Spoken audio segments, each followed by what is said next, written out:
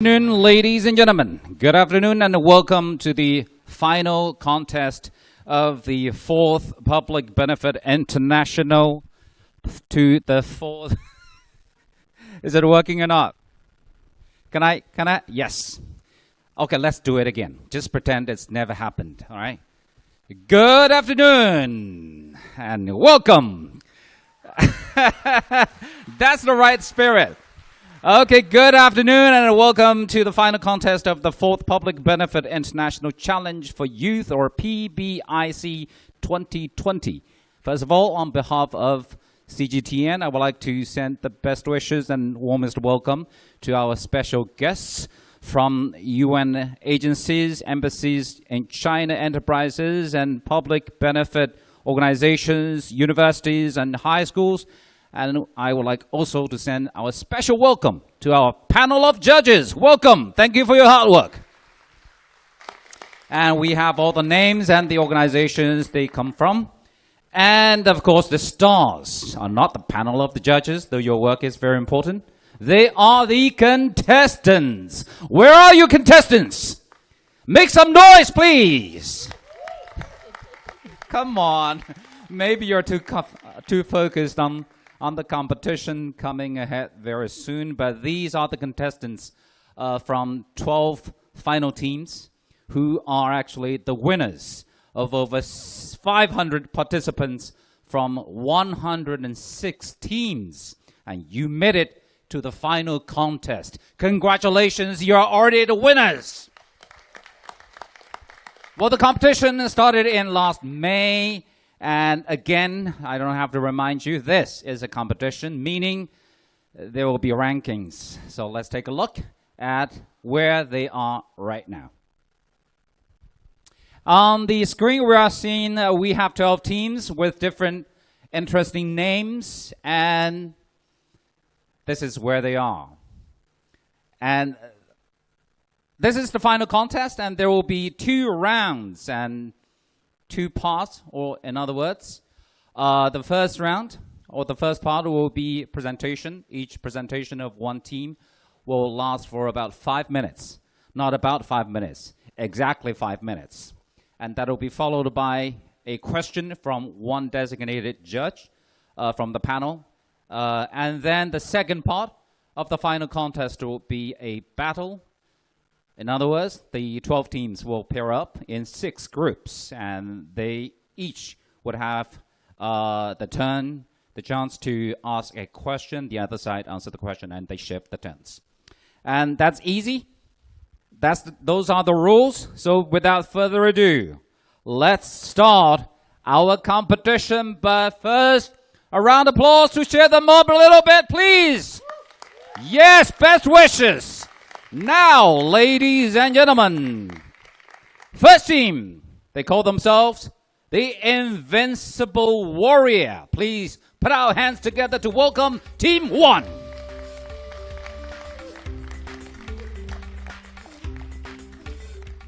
Invincible Lady Warriors, are you ready? Yes. Here we go, countdown starts now. Good afternoon. We are Invincible Warriors. I'm Lydia. I'm Yolanda. I'm Aurora. I'm Zoe. And the project we create is called Grow. Each of our members is going to introduce these contents of our project today. Through our research, we found that most countries in Africa have the problem of gender inequality. However, according to the latest statistical report of the United Nations Department of Sexual Violence in Conflict, between January 2014 and January 2015, 11,769 sexual assault cases occurred in the Democratic Republic of Congo. The Project of Peace Women reveals that the most affected population contains girls aged between 10 and 17. Then we decided that the theme of our project is mainly based on gender equality, and the target population will be girls aged 8 to 12 in Congo. We are going to provide CDs of sexual education courses to local schools for teaching those girls lessons. Courses are divided into practice course and knowledge course. The reason why we are doing this is because all of our group members are girls, and we know that when dangers and rapes happen, we are puny and too scared to defend. Thus, Our goal is not only to let those girls learn how to protect themselves, but also teach them about gender and raise their awareness of self-esteem. Our project will divide each knowledge course and practical course into 3 levels that teach different contents according to age. The purpose of creating self-protection practical course is to enable girls in Congo to know how to protect themselves. We are obtaining the authorization of the self-defense videos online with the bloggers. The knowledge course provides sexual knowledge. Our team has been supported by Beijing Xixi Children's Care Center, where it has many experienced sexual knowledge experts who are willing to record the courses for us. Our team believes that the knowledge can print in minds of young girls, so these ideas and self-protection practical course can continue to spread throughout Congo. For the teaching location, the team is in contact with 2 private schools in the Congo and try to work with them. And we will sending out our lesson CD of the recording course letter for the local teacher and local schools. And local teacher need to know all the content about the lesson and then organize to teach all the girls to 3rd to 6th grades. And there will be 1 sexual education knowledge course and 1 self-protection practice course every week. For the funding feasibility, we promoted our fundraising through online WeChat official account and Tencent public welfare, and we gained over 10,000 RMB for our project. Through the basic budgets of our cost and other expenses, including CDs and CD players needed for the course, transport fee and sundry fee, our team's funds can support the operation of the whole project at the initial stage, and the equipment needed for the whole activity will be purchased by our group members after the competition, so we can ensure that the money is spent on the appropriate part. And about the implementation plan of our project, our team is mainly divided into 3 stages. And in the first stage, which is between April and July, the main purpose is to search and collect resources to ensure our implementation of the plan will work. And we have arranged online fundraising activity in Tencent public welfare and contacted Beijing Xixi Children's Care Centers to cooperate for sexual knowledge courses. Then we will convert them into CD forms and then get in touch with the local school in Congo. And in the second stage, that is further publicities and the preparation will be carried out between July and December. And we will focus mainly on online publicities through international applications such as Instagram and Facebook, and we will prepare the materials for the final project. And finally, in the final stage, we will finish the preparatory work and contact with the local embassy in Congo and land in Africa to act out the plan. Above are all the information about our project. Our team hopes that through GROW, African girls can get more sexual education to raise their awareness and learn more skills to protect themselves. Thank you all for listening. You still have 20 seconds. You want to use it? No, that's it. It's good for you. all. Good for us too. And then we have a question from the panel of judges. Professor Zhang Yanchu. Yes. Hello, girls. I was very much impressed by your fluent English, and I was even much impressed by your concerns about the gender equality issues, which is not in China, but in another continent. My question is, you mentioned the importance of raising the awareness of the girls for those issues. But we know that this gender issues is so socially structured. So what other solutions or what other measures in your mind which can also help to solve these problems besides educating the girls themselves? So thank you for asking our questions. So despite our knowledge course, and we also have the practice course, it is not the practice course is not only to provide the self-protection skills to the girls, but also give those girls in Congo a chance or an opportunity to communicate with each other about their experience or their feeling about the dangers. So they can have a companionship between each other. So it is in order to also help them to get rid of these things. You still have 2 minutes and 19 seconds. So you mentioned that if there's any other ideas instead of our project. So I think other than just teaching women and girls about the lessons and the consciousness, we can also let those males and boys to watch when the girls are learn the skills, so they will realize that if they can be more nice to sometimes to think about more about women around them, so give them more care and more warm comfort, so maybe the girls were more confident and more brave when they're in danger, so they can be brave to say no when they're in danger. So hence they can have better self-protections and it can improve the relationship among also. So you mentioned that this is a social structure. So we don't purpose that we can change it immediately, but we can change it gradually. If we we implement our course in Congo and they learn day by day, and I hope they will increase their self-love and self-esteem, and then they can strengthen their ability. It's a gradually project. It's not immediately. Yeah, step by step. Still have 48 seconds. Want to use it? Or that's good for you? It's all good. Yeah, Thank you. Thank you. Thank you. And just before you go, I like the opening part, your introduction part, that 4 girls are saying, the name of your group like a girl band. So can you do that again, and then you say goodbye. Okay. We are the Invisible Warriors. Thank you. Thank you. All right, congratulations. And we have one question from the panel, but don't forget, all of you have to score their performance, right? That means now. Yeah, don't forget to give them a score based on your impression of their performance.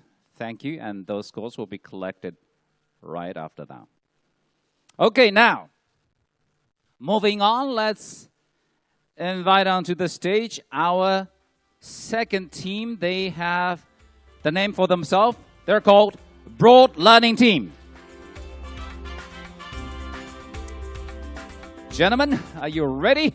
Yeah. Here we go. Countdown starts now. Hello, everyone. We are the Broad Learning Team from Keystone Academy. My name is Leon Huang, and I'm the team captain, and he is Brown Su, the team manager.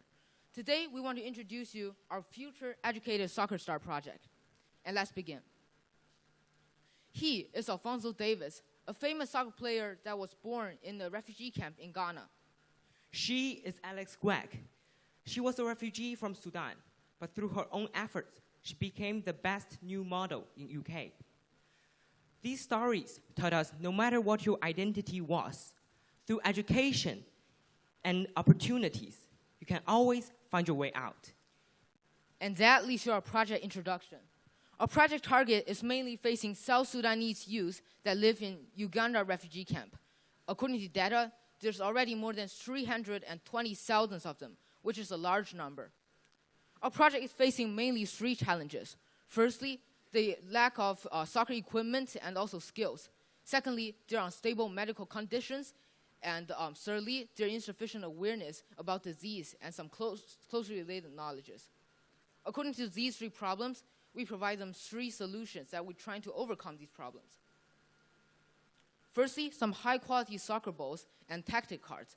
Secondly, knowledge cards that are closely related to them. And for example, the disease awareness card and prevention cards.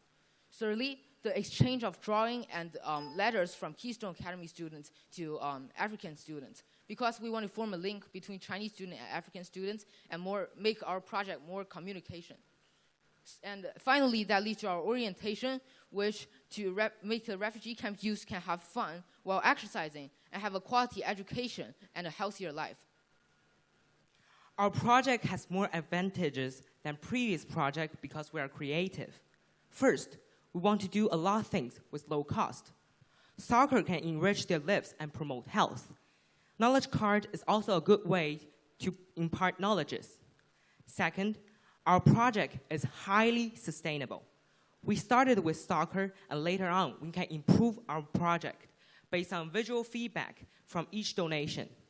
The damaged soccer balls and tactic cards are also environmentally friendly because they can be easy to be recycled. Our project is feasible in the following points. We've referenced previous examples from other companies. For example, UNICEF BDBD program from and International Love Parcel by CFPA. We can learn from these previous examples. Secondly, our startup cost is low. Thirdly, we still have local implementation and support because we want to work with CABC, that stands for China Africa Business Council. And they could provide us some support of distributing soccer balls and also giving us some instant feedbacks. Firstly, they have really willingness of teenagers there because we saw love and passion because of the research, and that will make our project work more smoothly. Fifthly, there's no cultural differences or legal restriction for soccer balls because we think that soccer is the world top sport. And also sixthly, there's no requirements for any additional conditions, and the only thing we need is some blank space. Finally, our cost is low. We got a wholesale from a Chinese company in 6,000 yuan for 300 soccer balls. Our knowledge cards can be printed by our school with no cost. For delivery, we asked FedEx, and the shipping cost was around 3,000 RMB.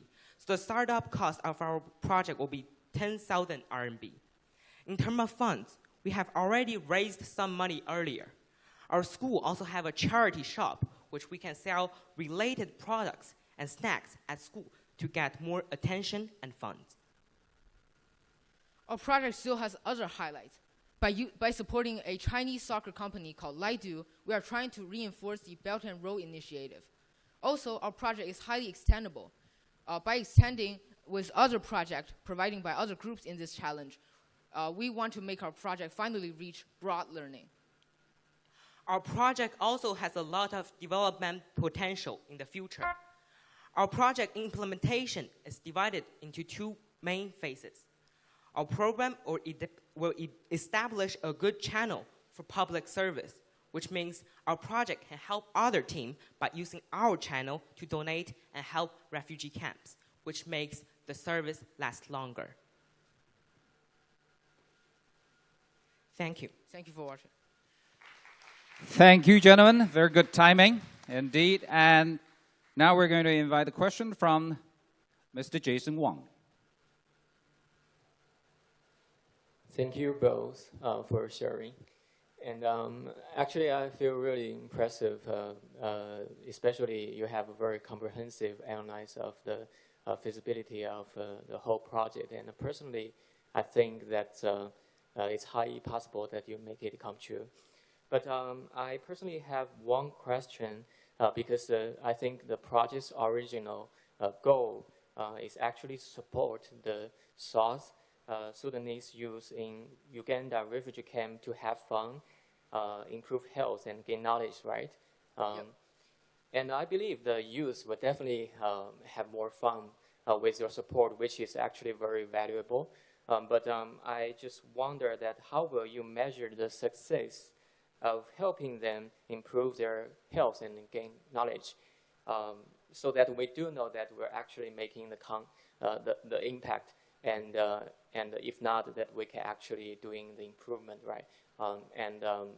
Or what else in your mind that if you're actually like maybe not helping with the health and knowledge, and what we will do in your mind for other things. Thank you. That's a little bit hard question, but based on our presentation, so the way to measure the success of our program is people, like how many youths that we spread, that we covered. So our first, in our plan, we first want to, in the first stage, we want to spread to 1,000 South Sudanese youth for this project, including tactic cards and also the soccers. And also, as I'll say in the presentation, we're having some instant feedbacks from the kids. And from the instant feedbacks, we want to learn that how they want us improve the project, which after the improvements, we think that our project will become better and better.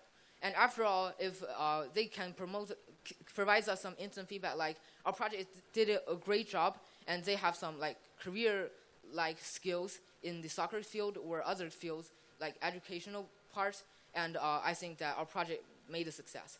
Yeah. We can get the data from the visual feedbacks, like photos, videos, and maybe drawings from these youth by working with the CABC. So our business partner is CABC, so we trust them. They can make these photos and send it to us so we can adjust our program based on what we did. Yep, and that's our answer. Thank you. All right. Thank you very much for the answer. And so which grade are you in? Grade 9. Yeah. Grade 9. Yeah. Both of you. Both of And I've noticed that there is a third member in your team, right? Yeah. Yes. Okay. So now I've noticed you are. It's only 3 of you, but you're from grade 9, and you're already the captain. Yeah. You're the manager. Yeah. Is there a title for the third guy? Mascot. Mascot. What is that? Mascot. Mascot. So basically, he doesn't need to do anything. Yeah. Just standing there, sitting there. So he's being washed up somewhere. Anyway, thank you very much. Great performance. Thank you. Thank you. Thank you. Thank you. Yeah, I guess they'll have to invent all these different titles for everyone, no? Don't forget to score their performances. Thank you. Move on. Let's invite the next group. They have the name of Green Leaves Volunteers, and they've decided to start a dream platform for their counterparts in Kenya. Welcome. So, Green Leaves Volunteers, are you ready? Yes. Okay, here we go. Thanks, PBIC. This is Yuling Li. And this is Jiaxin Hu. We are the Green Leaves Volunteers.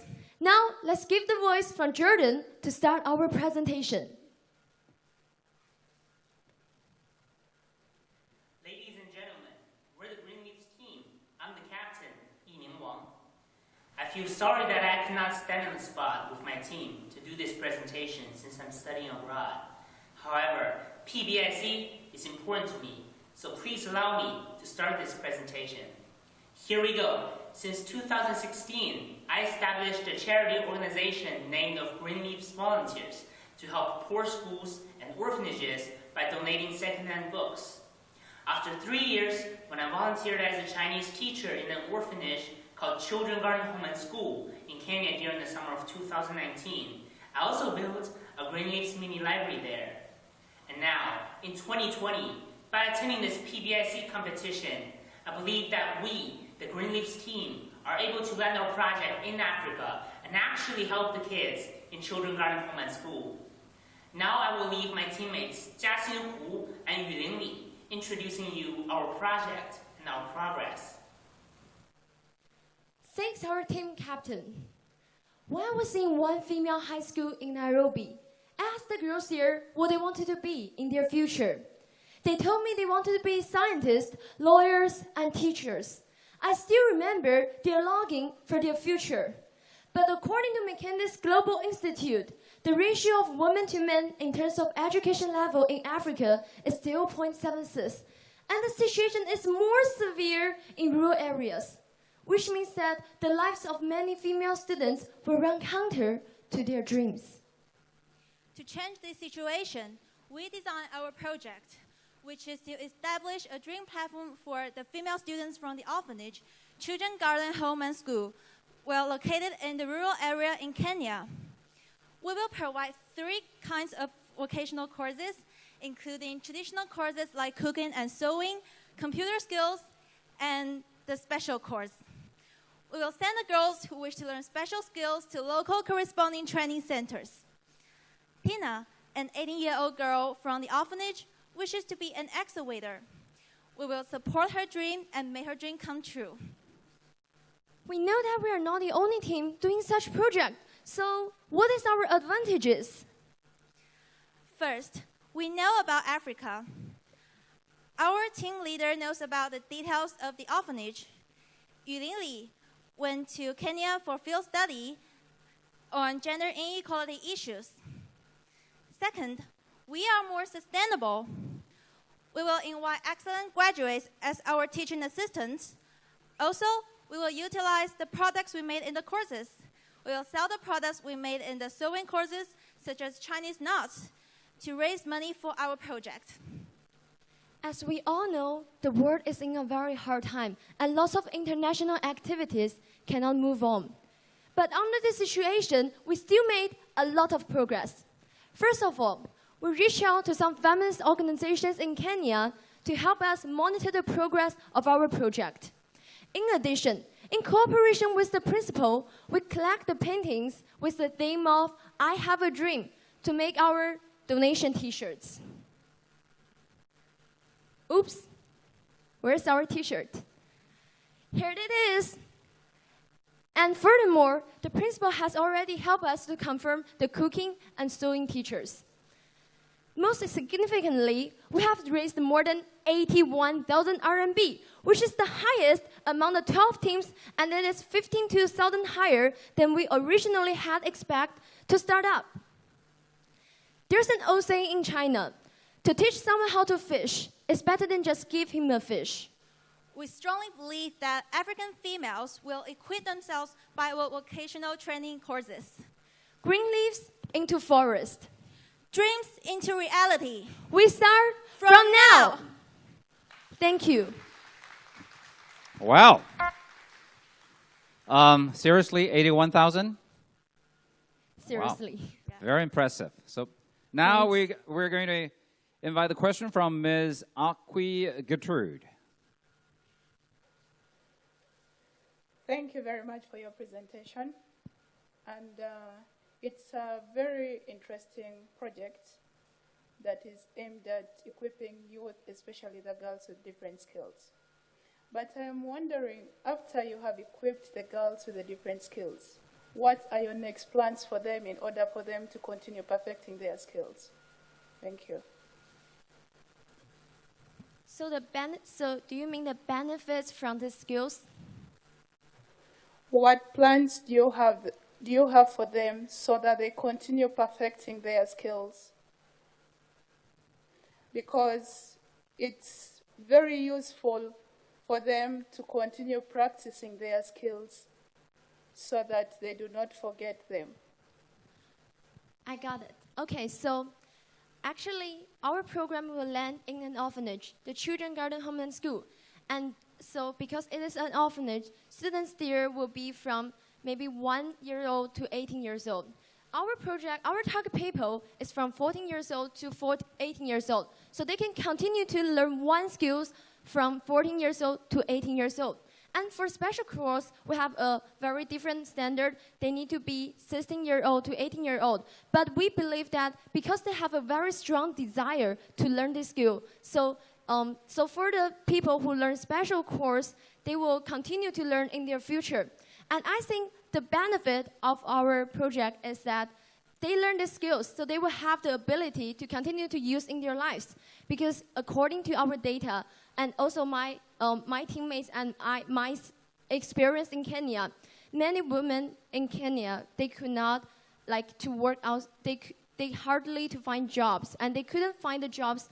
Some jobs are only suitable for men in some people's opinion. But I think if they have the skills of some particular skills and they can use it in their jobs, so the companies will maybe to hire them, and so we can try our best to improve the gender equality problem in Kenya. Also, we keep a close contact with the principal of the orphanage, so the principal will help us supervise them and motivate them to continue to study this technique. Also, we will also provide some help to help us to continue to study. So as far as we know, we have contact with some feminist organizations and some Chinese companies in Kenya, and they are very willing to provide some job opportunities for women from our project. So they can continue to practice it even into the real field. So they won't be only practice it in their class. They will also practice it in their real life, and they will make it to become their business even. Like some computer skills, they can use their computer skills, and then they can be an engineering or like an IT programmer. So I think I think our program can be landing Africa and to benefit many women in Kenya. And also, even though our first target is in the orphanage. All right. Yeah. Well, I can see that you're really passionate about your project. Just one question: how many green leaves in your Green Leaves organization? Actually, we have more than 100 people. Wow. But to attend the competition, we only have 3 people. And as you can see, our team leader is now in Jordan to isolate. So you're the best 3 leaves. Maybe. All right, congratulations. Thank you. Thank you very much. Great performance. Thank you. Move on. Let's invite our team 4. They're called AfriGlory. They've come up with this new idea to combat COVID-19. Please welcome AfriGlory. So, gentlemen, are you ready? Yes. Yes. Hello, everyone. We are the team AfriGlory. And my name is Justin, the captain of our team. And our teammates are Harry, Mike, and Scott. We took the name AfriGlory because we want to participate in a global movement which is fighting against COVID-19. And we are all from the experimental high school attached to Beijing Normal University. So we incorporated some elements from our school and the World Health Organization in our logo. And this is our plan. To begin with, I will do a little introduction. First, we chose a community near Ghana International School because we have a guide there and we can easily get some local information. And from the research, we know that local people have weak awareness of the prevention.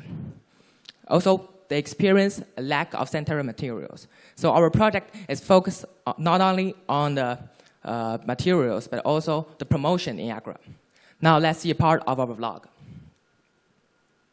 I would like to say that this year has been a world war against the coronavirus. And at this moment, I think the kids in Ghana really need support in terms of PPEs like hand sanitizers, face masks, and other materials. We estimate that the materials we bought and we will buy will advantage about 2,000 people around Ghana International School. Though it is not a lot of people, but as a Chinese maxim says, a single spark can start a prairie fire. We believe our actions can lead to more and more people to contribute to this cause.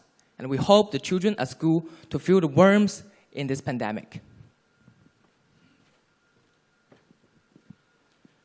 And here are the highlights.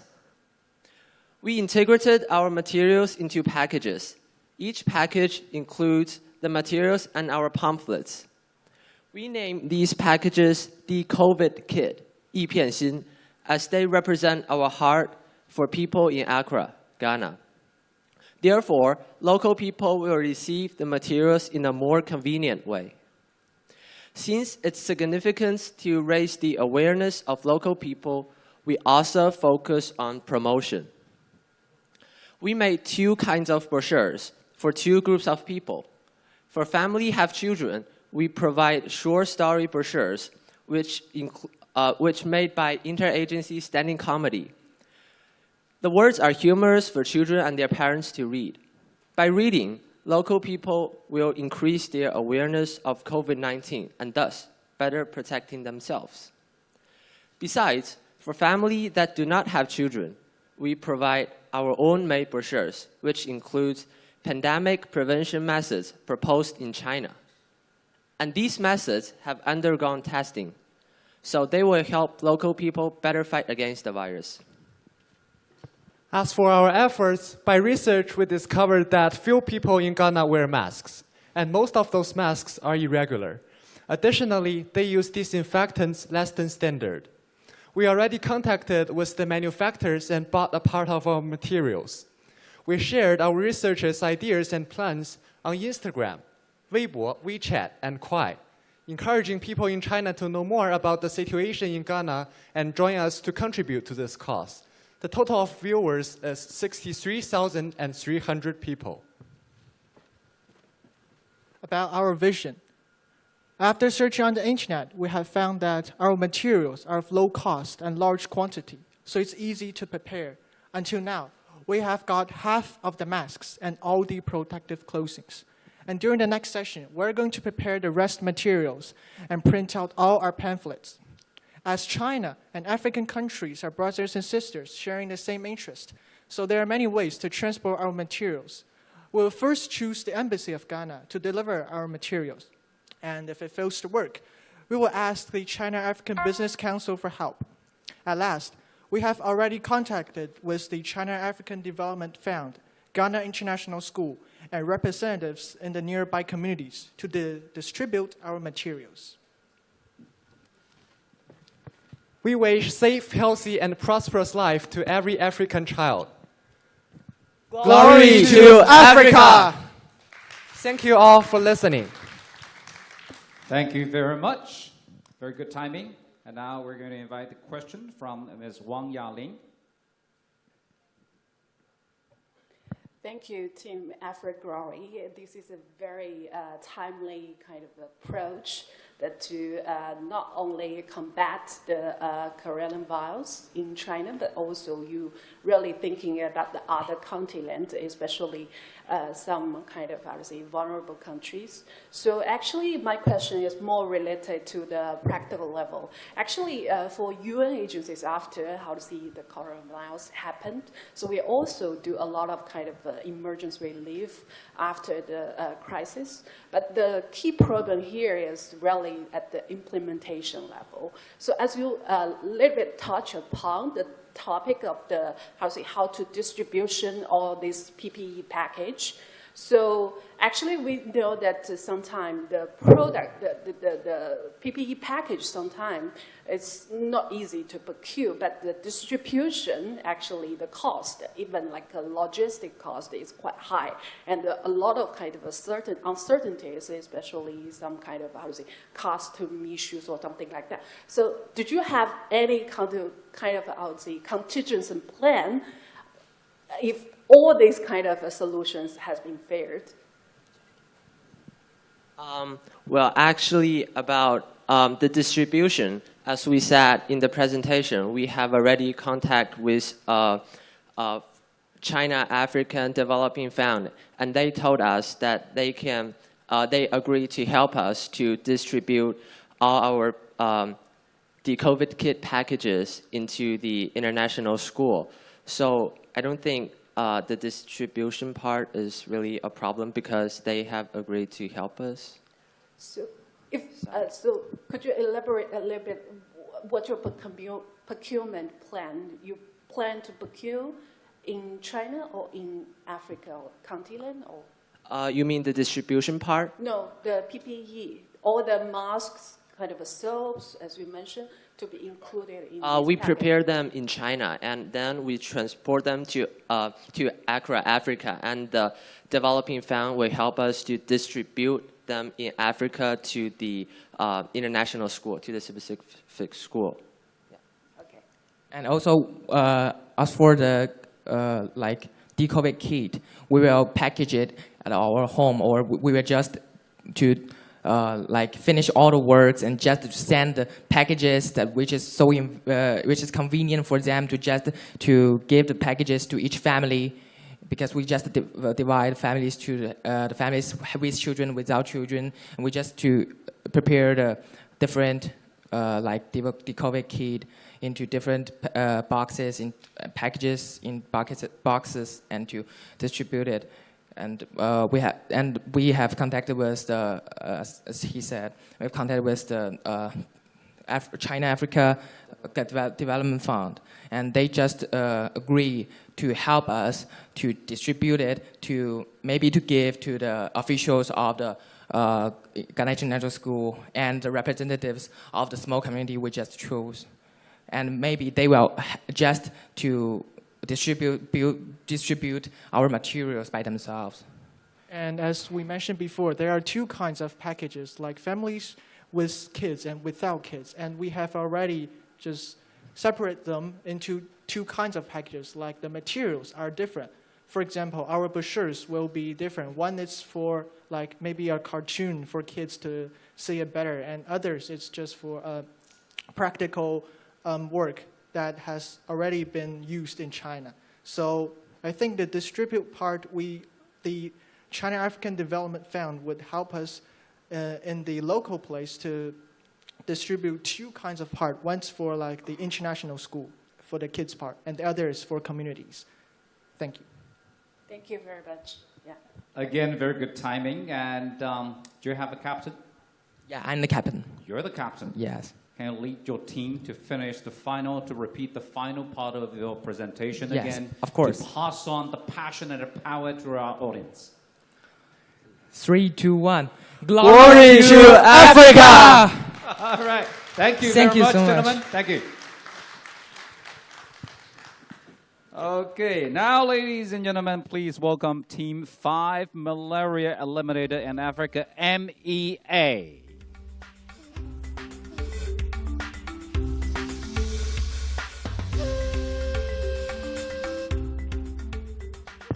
All right, are you ready? Yes. Countdown starts now.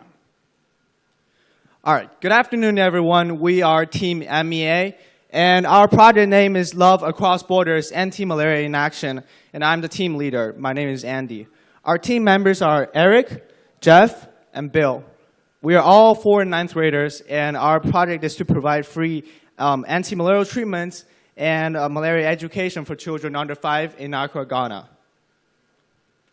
So why do we choose malaria? Malaria is a mosquito-borne disease that affects millions of people every year. And children under 5 are one of the biggest groups with malaria infection throughout the world. And looking into Ghana, we realized that in Accra, people are successful at malaria prevention, with only 5% of infection rate in Greater Accra region, where Accra is located. And then however, we realized that they still need improvement at malaria treatment, with 29% of death rate from the disease. So in our project, we are aiming to help people to treat malaria. Our project consists of 2 parts. The first one being free treatments in hospital, and the second one being malaria education. As for this first one, we contacted a local hospital called Beijing Clinic and cooperated with them. The hospital will be gathering target group, providing free diagnosis and service, and we will be providing all the costs the hospital generates during the treating period, including the treatments and maybe the equipment. And as for the second part, we have prepared malaria educational booklets given to everyone who are involved in our project or just goes to the hospital. And also, secondly, we will be organizing volunteering activities locally to help raise awareness when COVID-19 situation permits. As you can see, these are the financials. Our target is to provide free treatment to 3,000 children within 3 to 4 years. According to our estimates, each patient requires 70 RMB to treat, and so far we can treat around 950 children. We appreciate everyone's support for our projects. Without your generous donation, we would not made it to this stage. Also, we received special attention from Accra, Ghana, specifically the support from GCCC Secretary General and the clinic administrator. They posted videos of encouragement and public notices to help us enroll qualified children. So far, we're glad to say that 7 children were treated successfully. This is Hornan, one of the 7 kids treated in the past few days. He now lives free from the suffering that malaria brings and can fully enjoy his time playing soccer. To publicize our project, we utilized a variety of resources, such as social media posts, online charity concerts, establishing volunteering organizations, and internet influencers. Through our efforts, we have successfully raised awareness to over 250,000 people around China. Our online charity concert was hosted on June 24th on the platform TikTok. We chose TikTok because it allows us to reach a younger audience.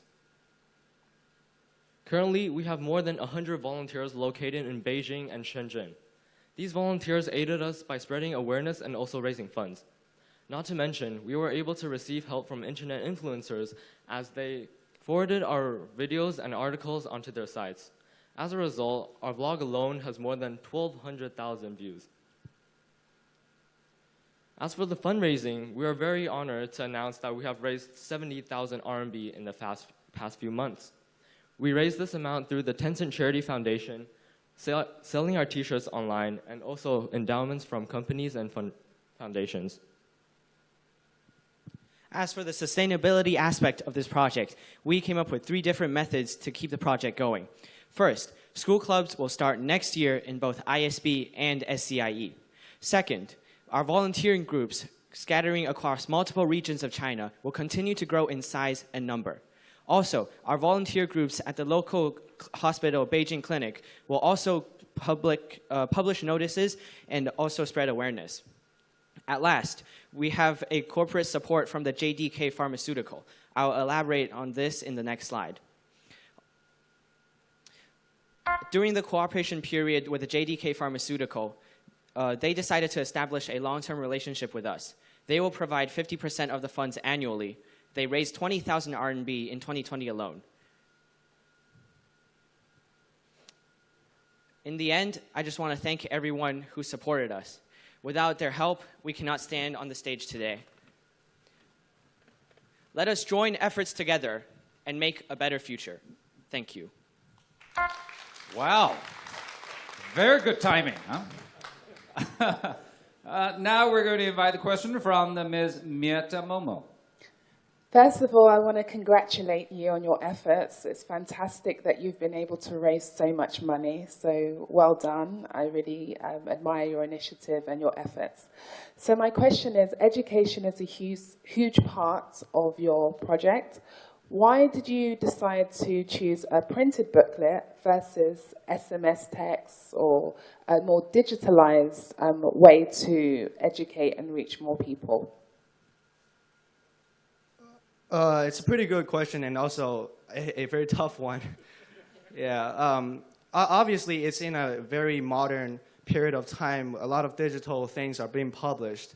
And the reason why we chose to publish, handwritten books instead of the digital ones is firstly because it has a very long history. Even for right now, when you go to some places, you can still see a lot of books, putting onto right. So it's very popular, and also as you can see, we're 4 students, and we know how we feel in this modern period of time. We actually spend a lot of time looking at computer screens, and we actually prefer to read more handwritten books instead of the digital ones, because it really make our eyes to feel better.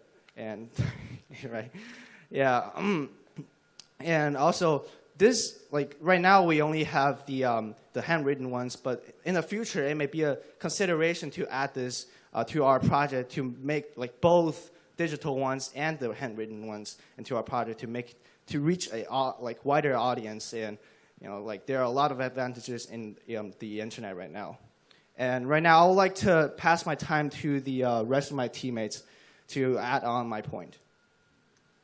I just want to add that giving out printed booklets, I think it's more convenient, and it's because it's just there and you can just grab it and just look at it. When you go on digital, it's batteries and Wi-Fi's, and there's all sorts of problems. And as Andy said, we will consider using digital once we see the success of this handwritten booklets. And the Beijing clinic decided to cooperate with us for the next 4 years. So during this 4 year, when we treat more patients and give out more booklets, we will receive feedback from all the patients and see if they want a digital version or just a booklet. And it's basically up to them to decide, and we're giving this choice to them. Anything else to add? No. Okay. It's good. Congratulations. Thank you very much. And I've also noticed that this is a T-shirt that you've tailor-made for this project. All of you, turn around and show them the slogan. Thank you very much, gentlemen. Thank you. Indeed, very impressive. Next is Team 6. We have BJ Great Walkers.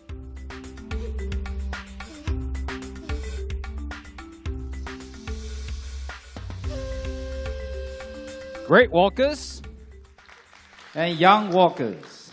Yes. Are you ready? Yes. Here we go. Good afternoon, everyone. This is BJ Great Walkers. We are 13 years old. I'm Jasper. I'm Arthur. I'm Yolanda. I'm Lydia. I'm Leo. I'm David. First, let's watch a video.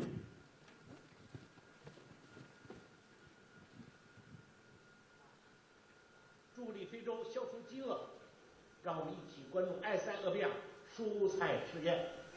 助力非洲消除饥饿，一同关注埃塞俄比亚蔬菜事业。从今天起，关心埃塞俄比亚的蔬菜。 From the video, we hear some keywords: Ethiopia, vegetable cultivation experiment, and hunger elimination for several times. Why do we 6 middle school students focus on this? Why the famous persons supporting our project? I'd like to mention that Ethiopia, in recent years, has been experiencing rapid economic growth due to coffee and cereal product. However, there are parts in Ethiopia, such as Beni town, experiencing hunger due to drought. What are their common foods in Ethiopia? In Ethiopia, the most people have rice, corn, cassava, which is cheaper and resistant to starvation. Please look at this picture. However, the daily vegetables, potatoes, onions, carrots, are very small in size, even not as big as the eggs we eat. The local green leaf vegetables have much fiber and not tasty. The vegetables and fruits only account for 10% of the daily diet structure, which is leading long-term hunger, malnutrition, and in many cases, death. Our main goal is to produce more vegetables for Ethiopian children through a simple, cheap, and sustainable farming method. The average annual sum of the global horizontal irradiation in Africa reaches 2,200, which is not suitable for vegetable planting. We are considering shading the vegetables to reduce direct sunlight and soil erosion. The material has to be cheap and convenient for local people to get. This is our first draft. We have consulted agriculture experts who confirmed that the project is feasible overall. With the help of our parents, we choose Ethiopia as the place of the experimental field. We promote a simple and feasible technology using branches and dried leaves to build sunshades in the experimental field. We use another experimental field with natural open air as a comparison. All the growing parameters are same, including seeds, watering, and fertilizer. After a period of comparison, the growth of our spinach under the sunshades is remarkably better than that in natural open air. Now, the local people have already eaten the water spinach that we planted, and they confirm it's very good. According to the practice, we made it with our efforts and help. The people in Kalitan of Ethiopia are eating more green leafy vegetables. We insist that this project is not costly. Also, it is easy to carry out. One sunshade can be built in half a day, and the dry plants are easy to find. We raised a total of around 32,000 RMB at present. Our funding mainly comes for 4 ways. Firstly, our pocket money. Secondly, the money we earned through selling some of the toys and books. Furthermore, we got funds living in our community. Last but not least, we got publicity and promotion of family and friends. We hope that with a successful case, we can further promote the application of sunshade, planting more vegetable greenhouses to improve the yield and quality of crops, so that African children having more green leafy vegetables, which is rich in vitamins and nutrients. This is our final aim. We hope that we can get their limited hunger. This is our project where BJ Great Walkers, team number 99, please support us and let African children no longer hungry. Thank you. Thank you. Thank you. All right, thank you very much. Great walkers. Really young. Right, here is the question from Mr. Sanghin Ndu. Sorry, forgive me. Let me call you your Chinese name, Mr. Hongteng. Is that you? Just checking, is that your name? Because let me try again. Mr. Sanghin Ndu. That's not me. That would be me.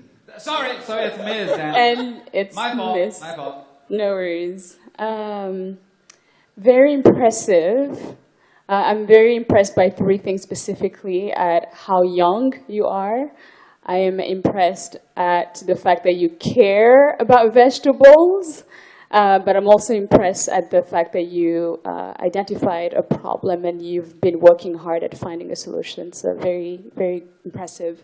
I am very curious to hear about the implementation process. You've mentioned that you've already practiced, you've tested this.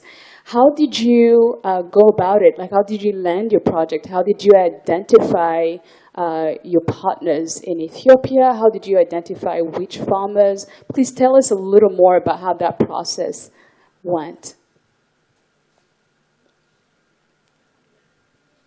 Well, thank you for your question.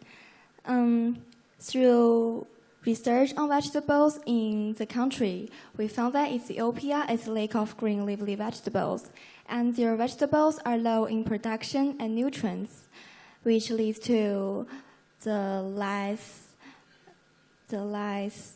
vitamin and of people and weak immune system. This year's COVID-19 pandemic shows clearly that intake enough vitamins are playing an important role in fighting the virus. Moreover, due to the hot weathers, the green leafy vegetable prices are very high. So we decided to set up a project to eliminate hunger and raise their immune system. Thank you. Also, thank you for your question. You mentioned that how can we connect it to Ethiopia friends? One of our parents was used to work in Ethiopia, and we have set up an experimental field in Cali town, which we have supported by a company, and they are helping us to build the experimental field. And from that experimental field, we found that our project is successfully assessed. Also, we proved that the water spinach we planted under the sunshade is obviously better than the natural open air, which shows that our project is feasible overall. Anything else to add? Or it'll be good for you? I guess it's still good. Now, probably you're the youngest. Which grade are you in now? Grade 7. Grade 7, all of you? Grade 8. Okay, from different classes. And who is the youngest? Maybe it's me. Maybe it's you. Yeah, I'm not surprised, because you're the only one not wearing glasses. All right. Really young, great walkers. Congratulations again on your great performance. Thank you very much. Thank you. Thanks. Thank you. Thank you. So we are together. We are BJ Great Workers. No, Thank you. Do it again. Do it again. 3, 2, 1, go. We are BJ Great Walkers. Yeah, I didn't see that coming. All right, congratulations. And moving on, let's welcome Team 7, Tunza.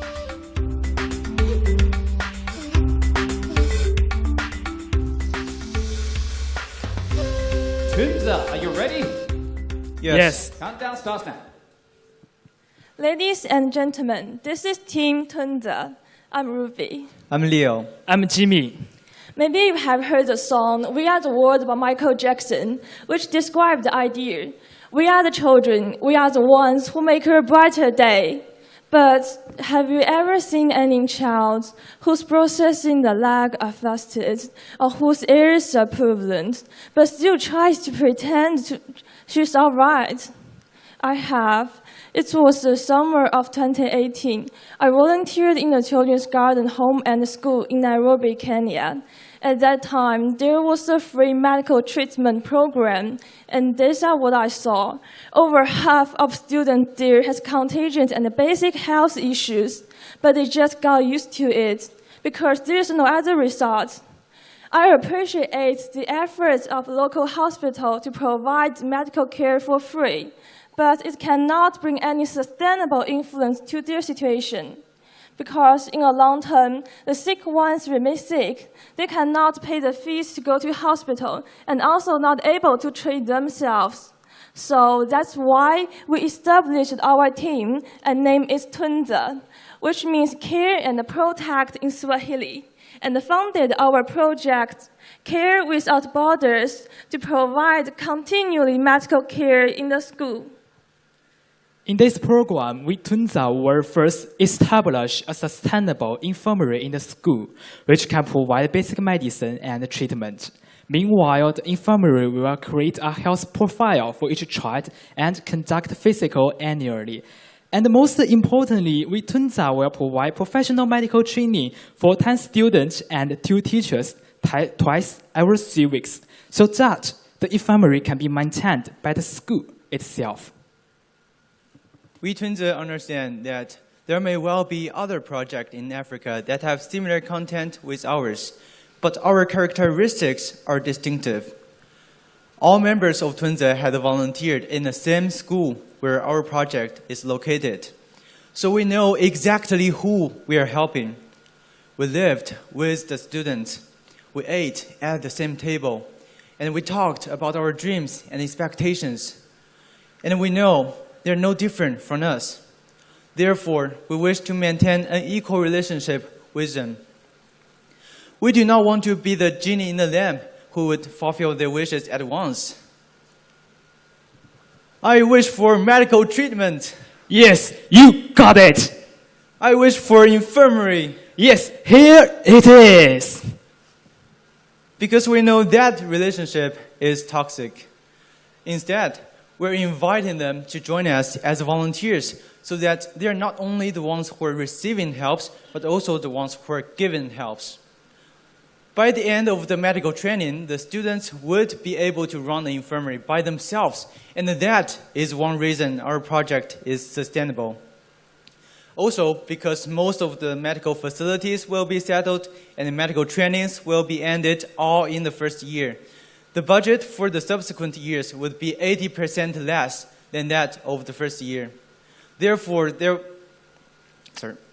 still, 3 companies are willing to provide us with financial aids for 10 years. Therefore, there wouldn't be any financial concerns, and the project of Tunza is absolutely sustainable. Based on that, the Tunza infirmary model is easy to be replicated and rolled out at other schools, so long as we can find an appropriate local hospital willing to cooperate with us. Maybe most people would like to ask, your project is great, but how can it be landed? Well, that is also the highlight of our project, and we are ready to land it right now. So because we have reached 36,000 RMB, which far exceed predicted budget, we have consulted with the school to set a 3-year plan as the first rotation. And surprisingly, we have received cost detail from Sunshine Hospital. However, we all know that the situation is different this year because pandemic. Considering the emergency right now, we have contacted with our voluntary organizer on the Sunshine Hospital to purchase and transport pandemic prevention supplies to the school. Therefore, our project will be ready once pandemic purchase is end. We Tunza believe our project is practical, sustainable, and totally executable. We call We Tunza children. We call We Tunza House. We call We Tunza Africa. We call We Tunza the world. Thank you for listening. Yeah, used up one extra second, but I guess that should be all right to finish it. And now we are going to invite indeed the question from Dr. Babatund Ahonsi. Thank you so very much. Tunza, I like your project. I like your passion, your sense of solidarity and oneness, your shared humanity with the students within that orphanage, the children within the orphanage, and your plan to basically empower them to take care of their healthcare needs. And that's a good thing. And I'm happy you've all been to that orphanage, and so you do understand the conditions within the orphanage and the surrounding communities. And most of the diseases that will be treated there are probably infectious diseases. Okay. And in health, we always say prevention is better than cure or treatment. So I'm just wondering why your project does not have a component that really has to do with prevention. You know, instead of the most sustainable health response is one that prevents, not the one that treats. So as good as it is, and you should continue that, I'm not saying you shouldn't do it, but you should try and have a strong prevention education component. So what are your plans for that? It's a good project, but it can be made stronger by preventing some of the problems in the first place. Even when you treat children, when they go through repeated infections, it harms their health over the long term. So it's not good just to keep treating young people. It's better for them not to be sick in the first place. So what are your plans? Or have you thought about how you can make this project better by having a prevention component? Congratulations, I like the project. So you got the question? Yes, do you mean the plan for training during the epidemic? The question is? You know, so in a place like that, I'm sure you have malaria, you have diarrhea, you have... So most of the diseases that we're talking about can be prevented by simply providing the information for avoiding the situations that will lead to the infection. But your project is about treatment, okay? So I'm saying to make your project stronger, yes, you treat, but you make sure that that child does not become sick a second, a third, a fourth, a fifth, a sixth time. Because if you keep treating, over the long term, that child's well-being is not, will be less than adequate over the long term. So what are your plans to make the project stronger by having an element of prevention, educating them about how to not become sick in the first place with diarrhea or with malaria and so on. You know what I mean? You got it? How do you improve your project in the aspect of prevention instead of just curing the disease? Yes, thank you for your question. So speaking of our training courses, we did have considering just letting the kids who have at least 16 years old to join us, because you know the kids who are too young wouldn't keep an interest for too long. So that's why we choose the bigger kids so that they would also take it as a chance for future occupations. But for your question, how would we help them prevent the disease? I think that is able to be fulfilled through our trainings, even through the big kids, because they will teach them to the small kids, like teach them what they learned from the hospital. Well, if you want to know more about the training courses, it's about, well, the training details we have consulted with Sunshine Hospital, and every courses is designed by them and checked with us. So I think that would be an efficient and powerful lessons that can teach them how to deal with different situations, and it also includes how do they keep the hygiene environment, how to keep like even the basic knowledges like washing your hands, like now the situation right now, they have to wear their masks and wash hands very oftenly. I think that is able to be realized. Anything else to add from the other two members?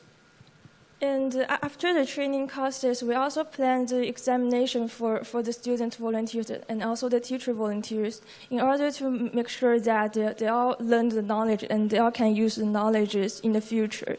And in the 3 years for the first rotation, we also cooperate with the Sunshine Hospital. The doctors and the nurses from there will also make sure that the processing in our school will be run in the right way. So, and also we have the contact with the principal of the children's garden home and the school. He will also give us information about what is the real situation there and how is everything going on there. Yeah, we believe with helping with the doctors, they would able to transfer the right information more efficiently. All right, that's about the time. Thank you very much. And so Tunza is Swahili. Yes. Yes. Do you know any other words in Swahili? Like Hakuna Matata. What? That's from Lion King, though I don't know what it means, right? In other words, but that's anything else? Something like thank you and goodbye. Maybe hello, Jumbo. Okay. Yeah, I don't want to force you into corners. Thank you very much. Thank you. Thank you. That's a difficult language.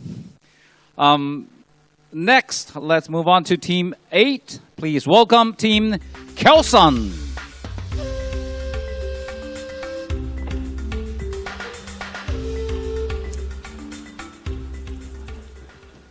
Team Kelson, are you ready? Yes. Yes. Countdown starts now. Good afternoon, everyone. We're Kelson, and our topic today is Reduce Oral Disease, helping Djibouti's children in the prevention and treatment of various oral health conditions. We divided our introduction into 4 parts: basic information of the team, introduction of the project, promotion, and reference. I'm Annie, and I'm going to talk about the basic information of our team. We're Kelson, a group of high school students from Beijing. We put forward our ideas, we cooperate, and hope to help those people in need. So some may ask, why are we called Kelson? Well, Kelson comes from a legend.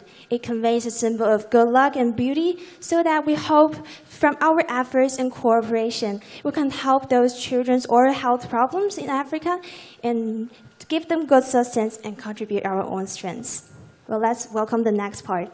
Well, my name is Jack, and let me make a brief introduction of our project. Our sustainable development goal is to provide good health and well-being for the Republic of Djibouti. And our project also focusing on the formation of good health and the prevention of oral disease among 1,000 Djibouti children. But why we choose this country specifically? First of all, our decision is based on the country's own economic condition. The GDPs of Djibouti is around 33rd among 47 countries in the sub-Saharan African region, and its overall score is well below under the world averages. And second is location. Djibouti is located between the Red Sea and Gulf of Aden, which are an important trade route that connects the Pacific and the Mediterranean Sea that can provide many conveniences for the transportation. Hi, I'm Olivia. So according to we mainly focus on oral health problem because according to our interview with the local people, there are lack of consciousness and lack of cleaning tools. So with the change in the food structure, the proportion of sugar in the local diet increase.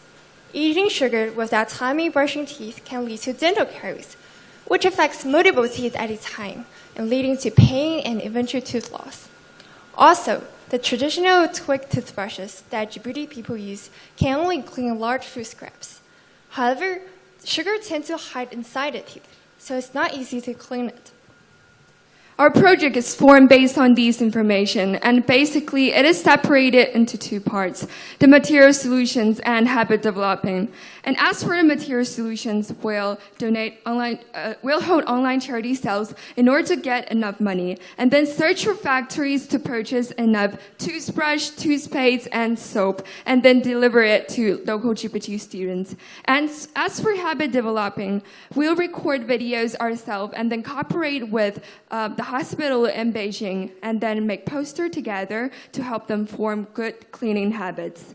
And as for our goal, we want to help 1,000 Djibouti children to form good oral mechanism by providing 1 year consumption of material and also help them raise their awareness on oral health. Thank you. Okay, the cost is presented, which is approximately 30,000 yuan. But it doesn't include the transportation fee. And after that, this is the original work in our group, as you can see. And after that, when it comes to our strengths, we went deep into local residents, get connections with some of the organizations and local residents. And after that, we want to raise the awareness of the public to attach great importance to the small but crucial issue, which is oral health. And the teaching test based on the school and the transportation system in this country make contribution to the feasibility of our project. To promote our project, we found more influential people to help us expand the range of publicity. And this brings us over 10,000 views about our project. Also, we have some follow-up publicity activities since our project is still lasting. We make some booklet, and then we want to run an offline charity sale and publicity when the epidemic no longer affects our activities in public places. And this can lead people with different identities understand difficulty facing Africa. Finally, we hope that with the joint efforts of all people, problem of our disease in Djibouti will be eradicated. At the same time, we should make progress together and build a better and healthier planet for all of us. Together, let's bring an end to our disease once and for all. We are Khalson. We are not alone. Thank you. Thank you very much. A sample in the center stage, please. All right, now let's invite the question from Ms. Akwi Gertrude. Wow, very wonderful presentation. I'm curious to know, why has hygiene become more important in 2020 more than ever before? Pardon, can you speak slowly again? Thank you. Sorry, I take note that your presentation has been towards maintaining oral hygiene among children. Yes. My question is, why has hygiene become more important in 2020 than ever before? Well, thank you for your question. And the hygienes are highly, the oral health problems are highly related with the total healthcare system in the countries, right? And itself are important. And also it can relate it with many other fields, such as the economic and employment rates, because if the overall healthcare system are improved in Africa, it not only can to provide good healthcare for its people and for its individuals, because the healthcare system is one aspect that individuals can directly feel, and also it can provide those healthcare industries in those areas, so it can to improve those things simultaneously. And also, as we mentioned in our PowerPoint, that the local Djibouti's people's diet are like adding more sugar in it. So like it is really important to let them to form good cleaning habits, unless they will cause several disease problems, which may lead to the death. So like it is always really important for them to always focusing on some very basic like issues, and it will also benefits for their future as well. I want to add something else. Like, I think nowadays people more care about their health problems or wants themselves to be healthier. Like, so I think this is also kind of things related to this. Like, the digestive system or immune system are also like related to it. Also, I think it's also an example to show your appearance. Like, maybe everyone wants a really white teeth to show their smile and to let others to love them. Well, sometimes sometimes we don't have to talk about which one is more important, because our topics not only to underscore that our project, and also we want to say that those important fields of healthcare or economic or employment rates, those systems can positively interact with each others and to cooperatively to improve the development in Africa. And also maybe brushing the teeth and cleaning hands is just a habit for us. But as for African, especially Djibouti students, they don't have enough material. That it is very not easy for them to have those kind of things. So they should actually form this habit as same with us. So like that's why we focusing on the R problem. So yes. All right, I guess that's the benefit of having a lot of members in the team, huh? Everyone can just jump up and say something.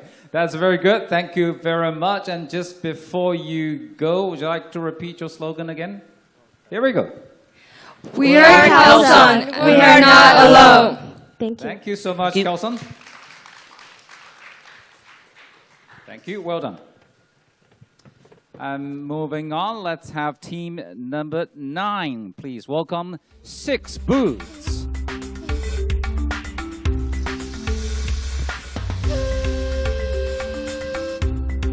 Six booths for 6 team members, so 1 booth for each. Are you ready? Yes. Yes. Yes. You sure you're ready? You find your position? Okay, countdown starts now. Good afternoon. We are 6 booths. Our project is Herbal Booths. Our presentation consists of 4 parts.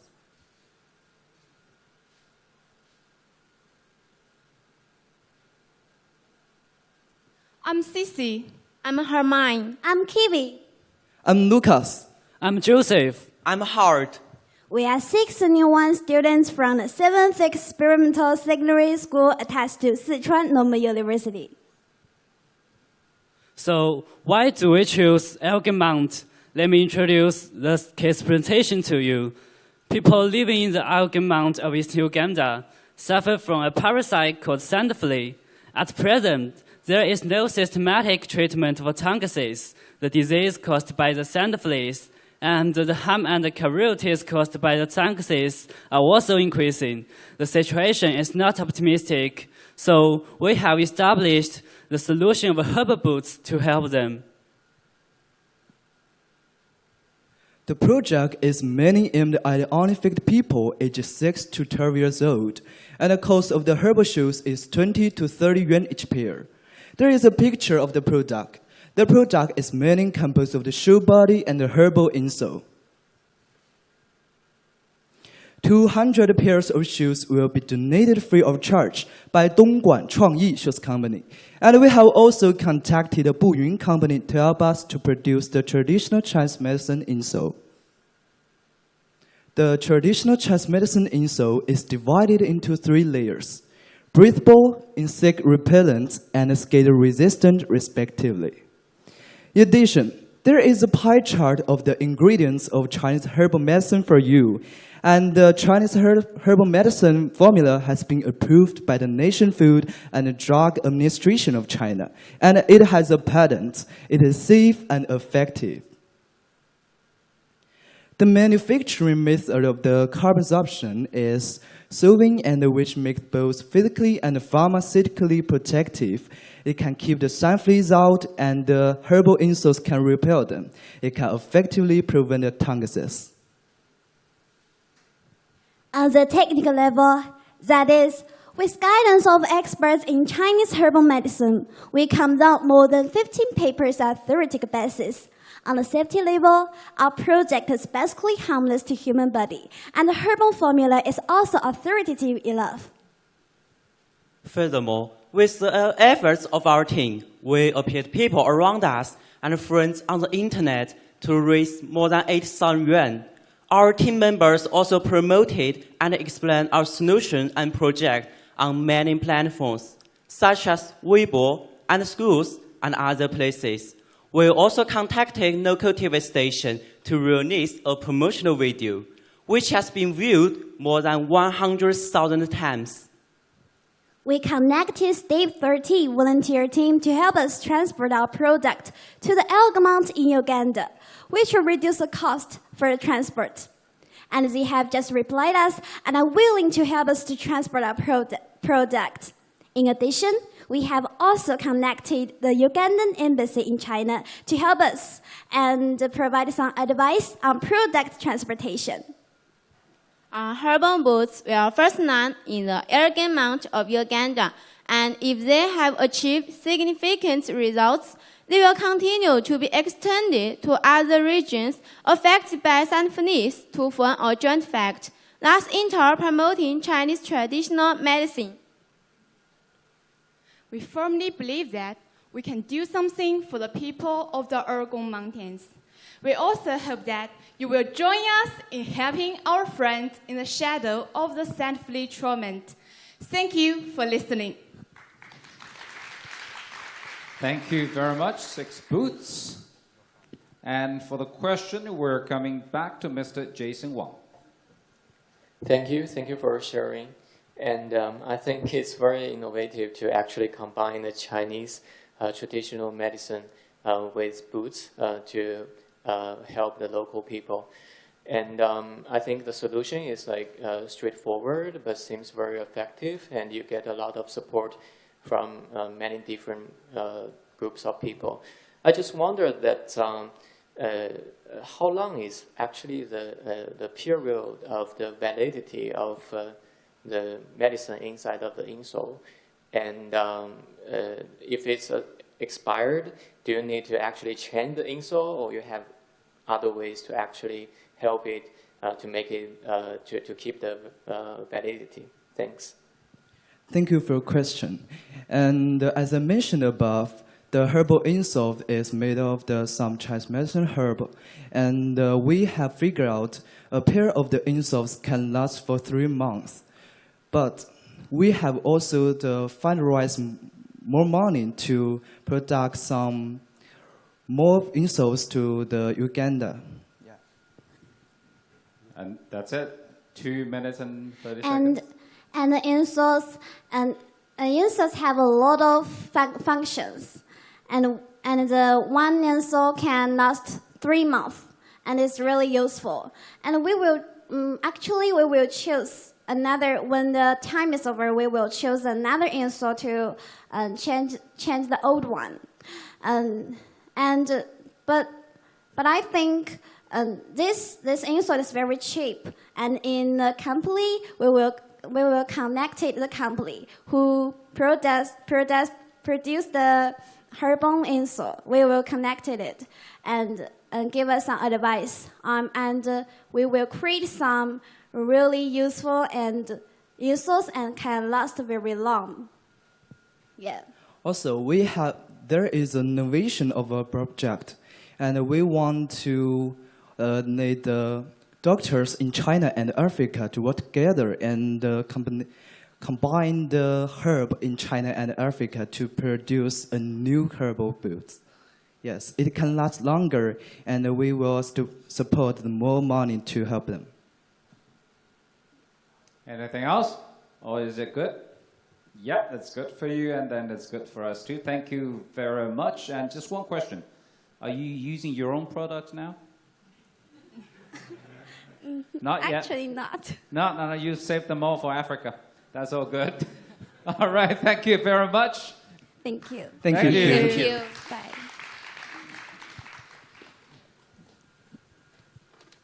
Now, Team 10, please welcome Team CFAE, Care for African Education.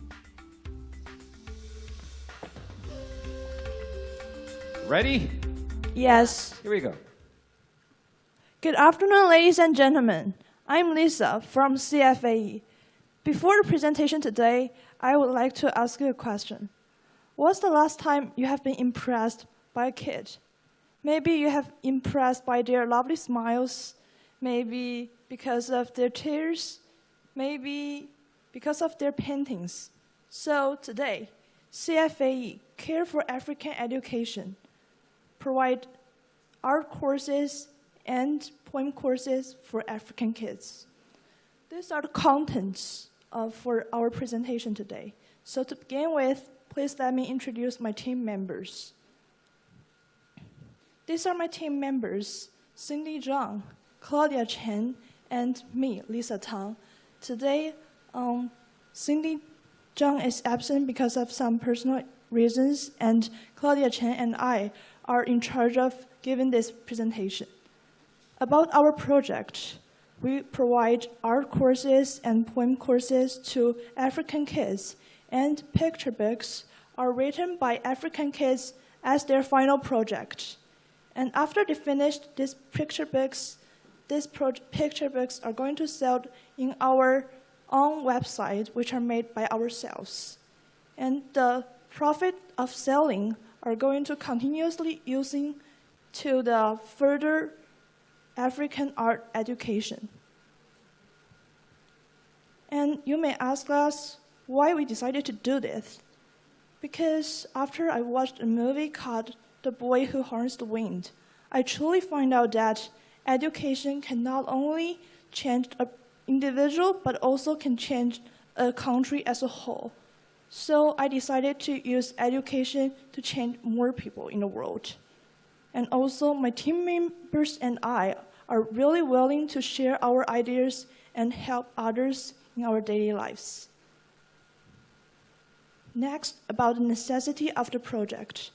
Firstly, our project can truly disseminate art and culture of Africa, and it also offers a whole new platform for Chinese people to learn more about Africa art and African culture.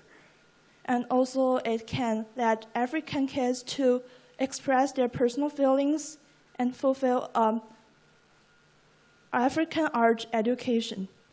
So let's turn to Claudia to continue this presentation. Okay, now I will introduce the feasibility of our project. First, our project is about. Our project is about to raise.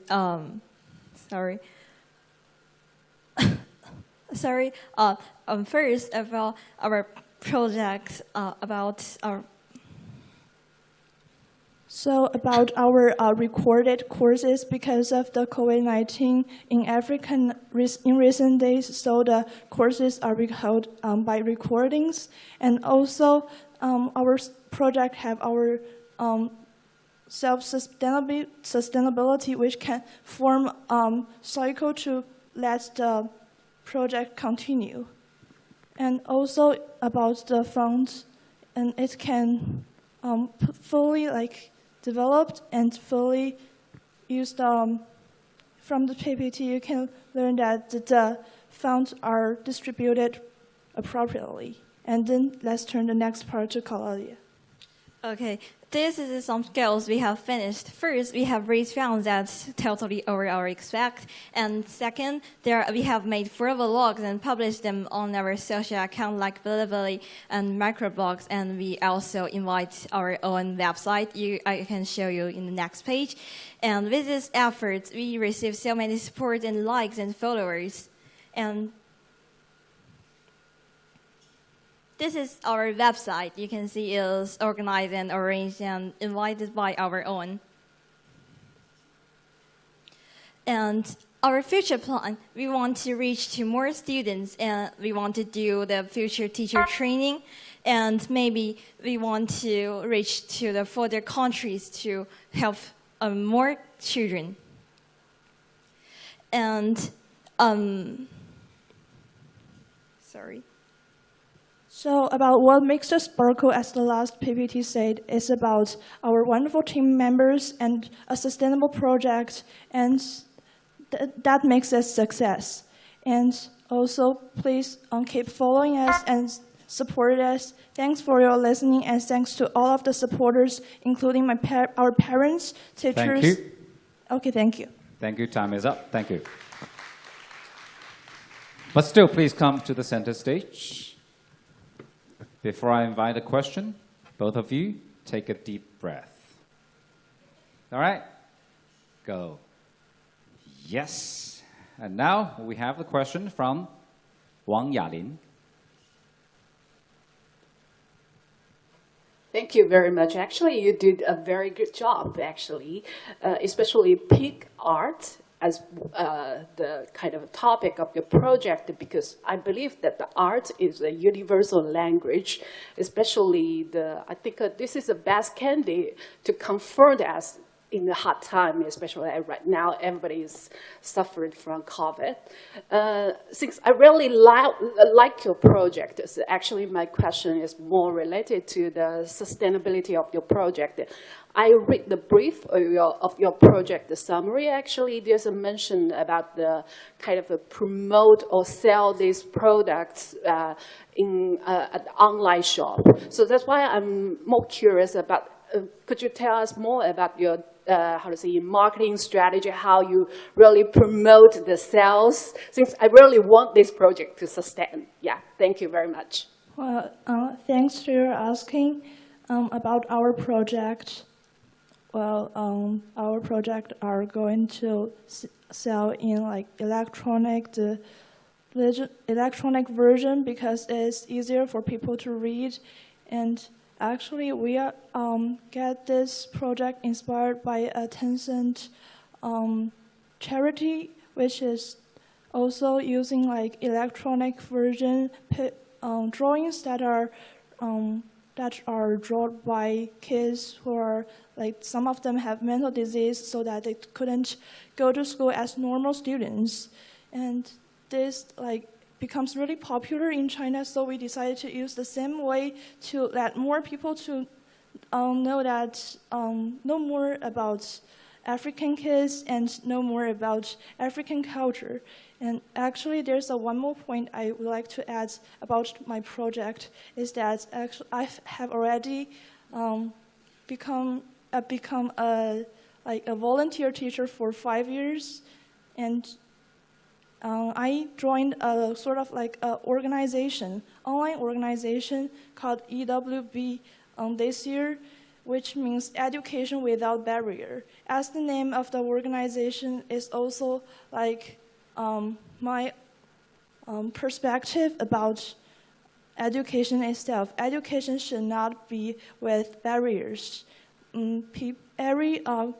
Every kids, from whatever their nationality or whatever their gender, they should have the equal education, not only in classes like Chinese or subject courses and art courses. That's my opinion. Yeah, and I want to add something about the publication. Like, we already have so many followers about our Bilibili or microblog, so I think it's not a problem. So I'm sure we can sell a lot, because I think you will be impressed by their works. That's my point. Thank you. And also about the Bilibili, I want to add one more point, is that maybe our future plan about we can use like Bilibili and Weibo, this kind of media to market and to give an advertisement of these kids' drawings, and to let more people to pay attention to their works. That's it. Thank you. And our website can help a lot, like I mentioned before. Thank you. Very good. Time very well used. Thank you. And it's very encouraging from the question because you got the support from UN. Thank you so much. Right. Thank you. And did you design the website yourself? So Yes, we have already designed. It's shown in our. yeah, you designed it yes, yourself. Yes, we designed by ourselves and well organized done. it. Very colorful. Well done. Thank you. Thank you very much. Thank you. Thank you for listening. Thank you.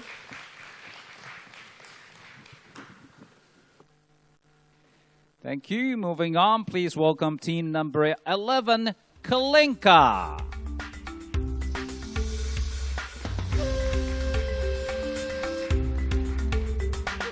Hello, Kalinka. Are you ready? Always. Yes. Always. Very good. Now, countdown starts now. Hello, ladies and gentlemen. My name is Mona. My name is Paul. So before I officially start my presentation, I'm going to ask everyone a very small question. What can you do with $1.4? I mean that by US dollars.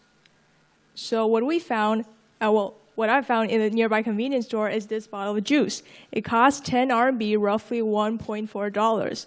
So what we're telling you today is that with our project, we can provide one person an entire year of drinking water in Sierra Leone with that $1.4.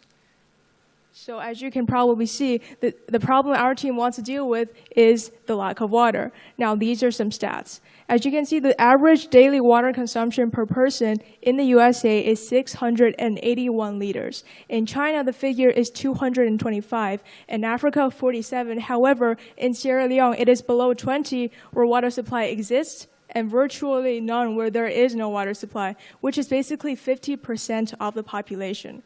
So to that, our answer is the Waterfall Project.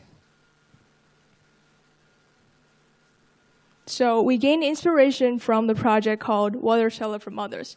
20 years ago, the situation of water poverty was similar in Northwest China. However, in 2001, China Women's Development Foundation implemented a plan called Mother Cellar, and the project achieved great success over almost 20 years of operation. So this is how Mother Cellar works, and this is how our project works. This is an illustration of the membrane water reservoir that we'll be using. You can think of it as a little swimming pool with a protective membrane on top. So the reservoir part collects the rainfall and then stores the water, and the membrane protects the water from contamination in the outside. And I want to know that the entire set is made with membrane material, so it is easily transportable from our producer in China to Africa.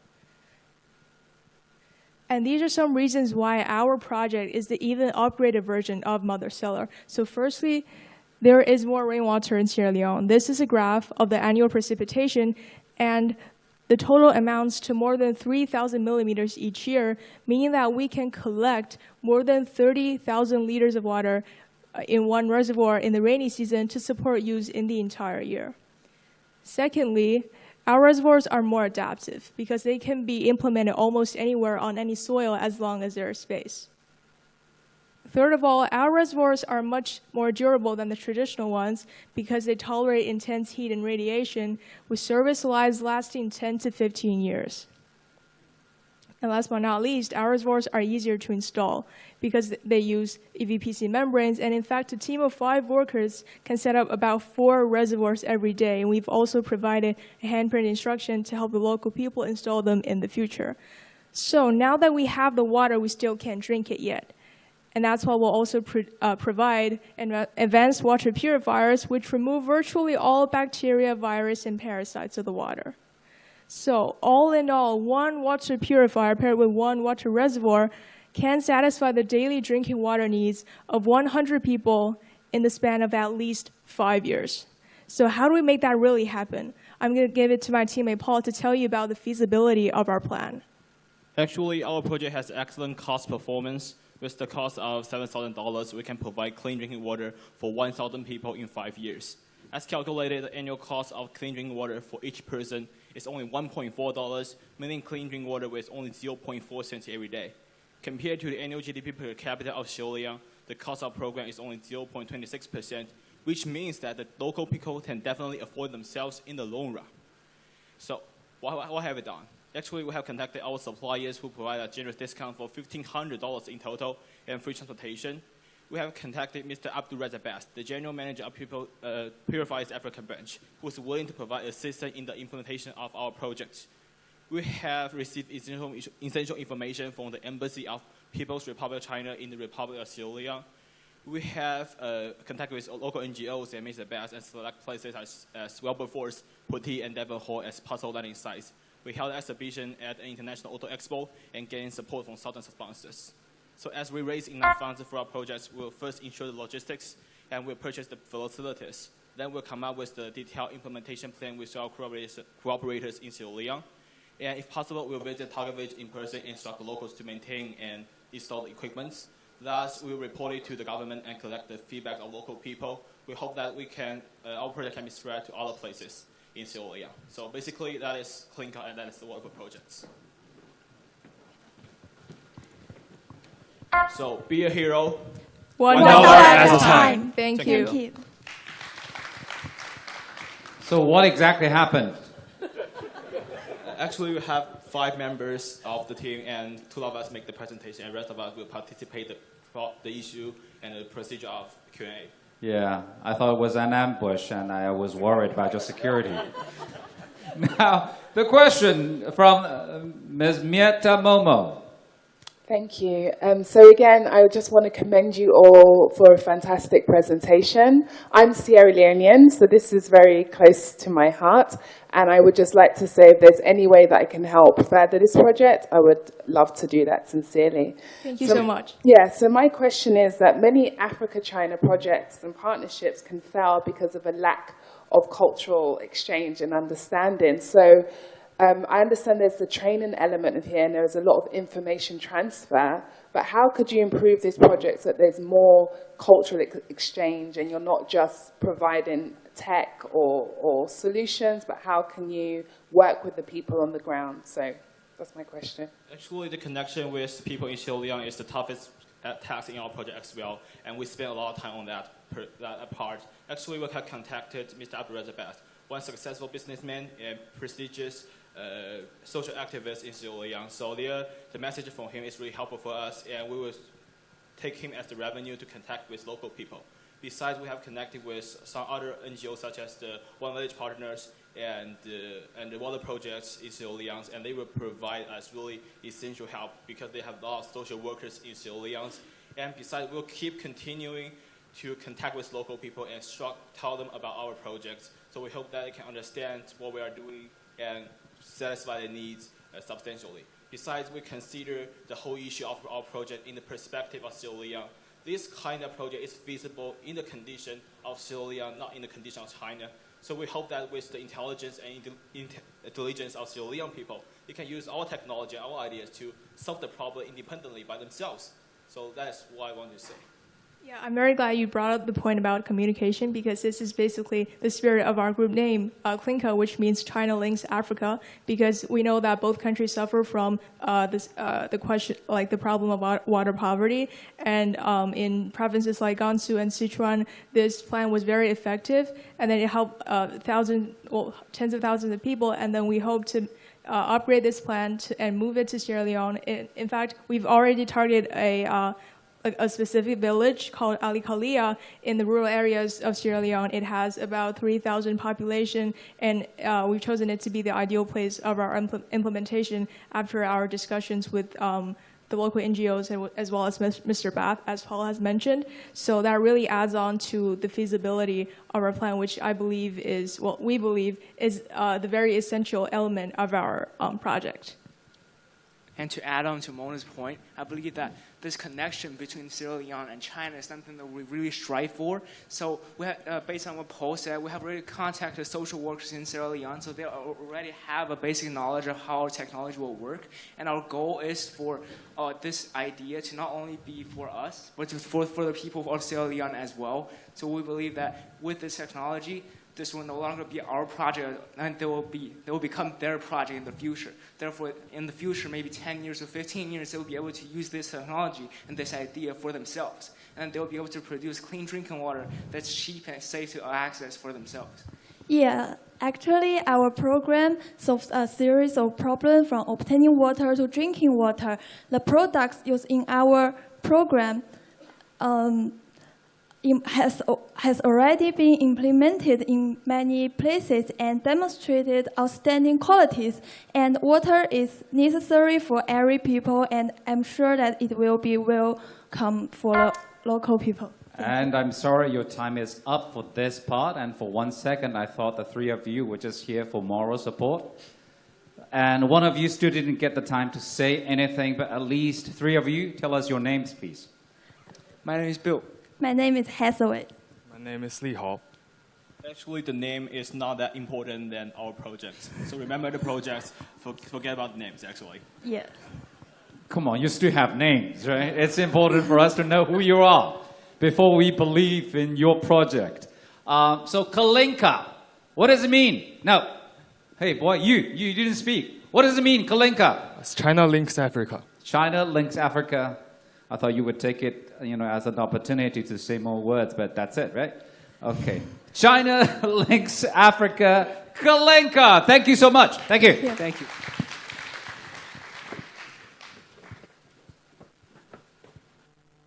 When everyone is talkative, that could be also a challenge for the team. Okay, moving on to our final team, team number 12. Team Sex Equality Together, Team Set. So Team Set, are you set? Yes, we are. Okay, countdown starts now. Hello, everyone. It's my honor to stand here. I'm Rocio He. I'm Lily Yu. I'm Nancy Yan. In a team name SET, S stands for sex, E for equality, and T means together. The moral of the whole team name is set, sex, equality, together. The students in our team are excellent in different areas, making possible to have different division of labor. The inspiration... The inspiration of this project came from the film, The Desert Flower. Let's take a look at the film. When I was a child, I said I do not want to be a woman. Why, when it is so painful and so unhappy?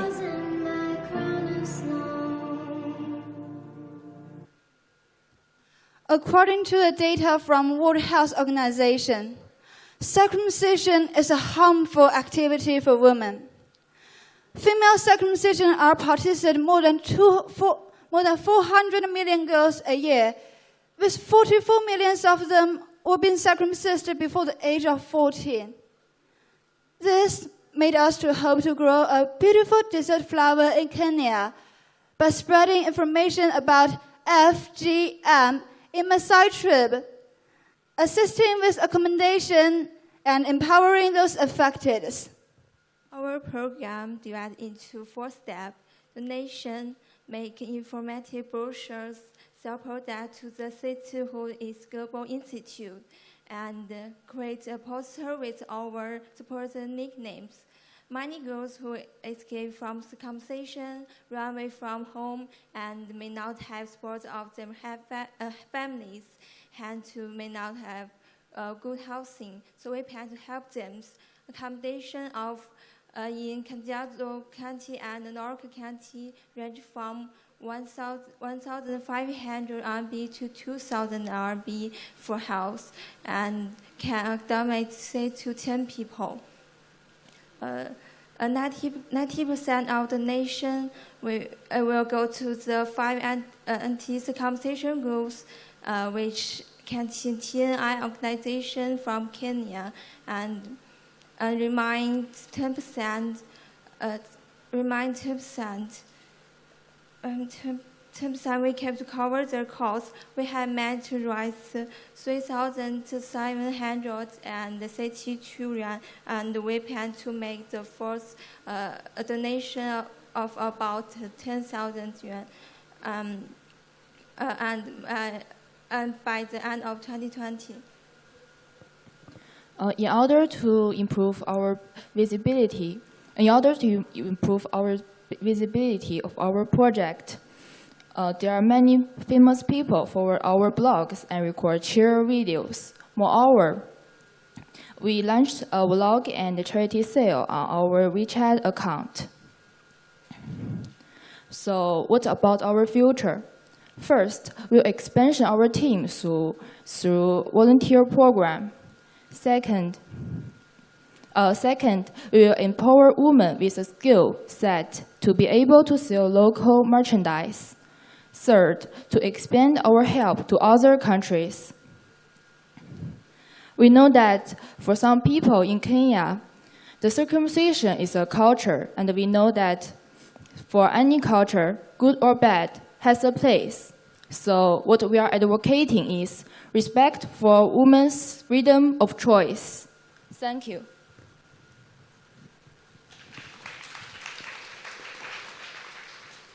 Thank you so much. Please move on to the center stage. And you're going to face the question from Ms. Sonhin Nduwimana. Thank you. Yeah, very, very important topic and very sensitive one as well. I highly commend your decision to work with a Kenyan organization because it can further help explain the cultural or beliefs that continue to make that practice going despite the fact that it's obviously harmful. My question has to do with your financial plan, specifically because you mentioned you want to help with accommodation and even treatment to a certain extent. Do you feel like 10,000 UN is going to be enough? How long are you planning to have this project going? And if you need more money, what is exactly your plan to fundraise a little more? That's a good question. Thank you. About the money, we have a plan that we have a public account that have a lot of funds.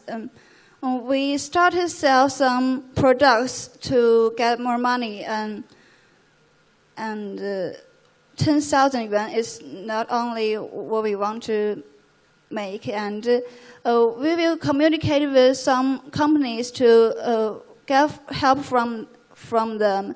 Maybe we will have more monies. And the future, about our future, I think it will be more support of financial. You still have time. Anything else to add? No. Thank you. You're all good? All right. That's fine too. Thank you very much for your efforts. Yeah, that should be all, and everything is done. Thank you very much.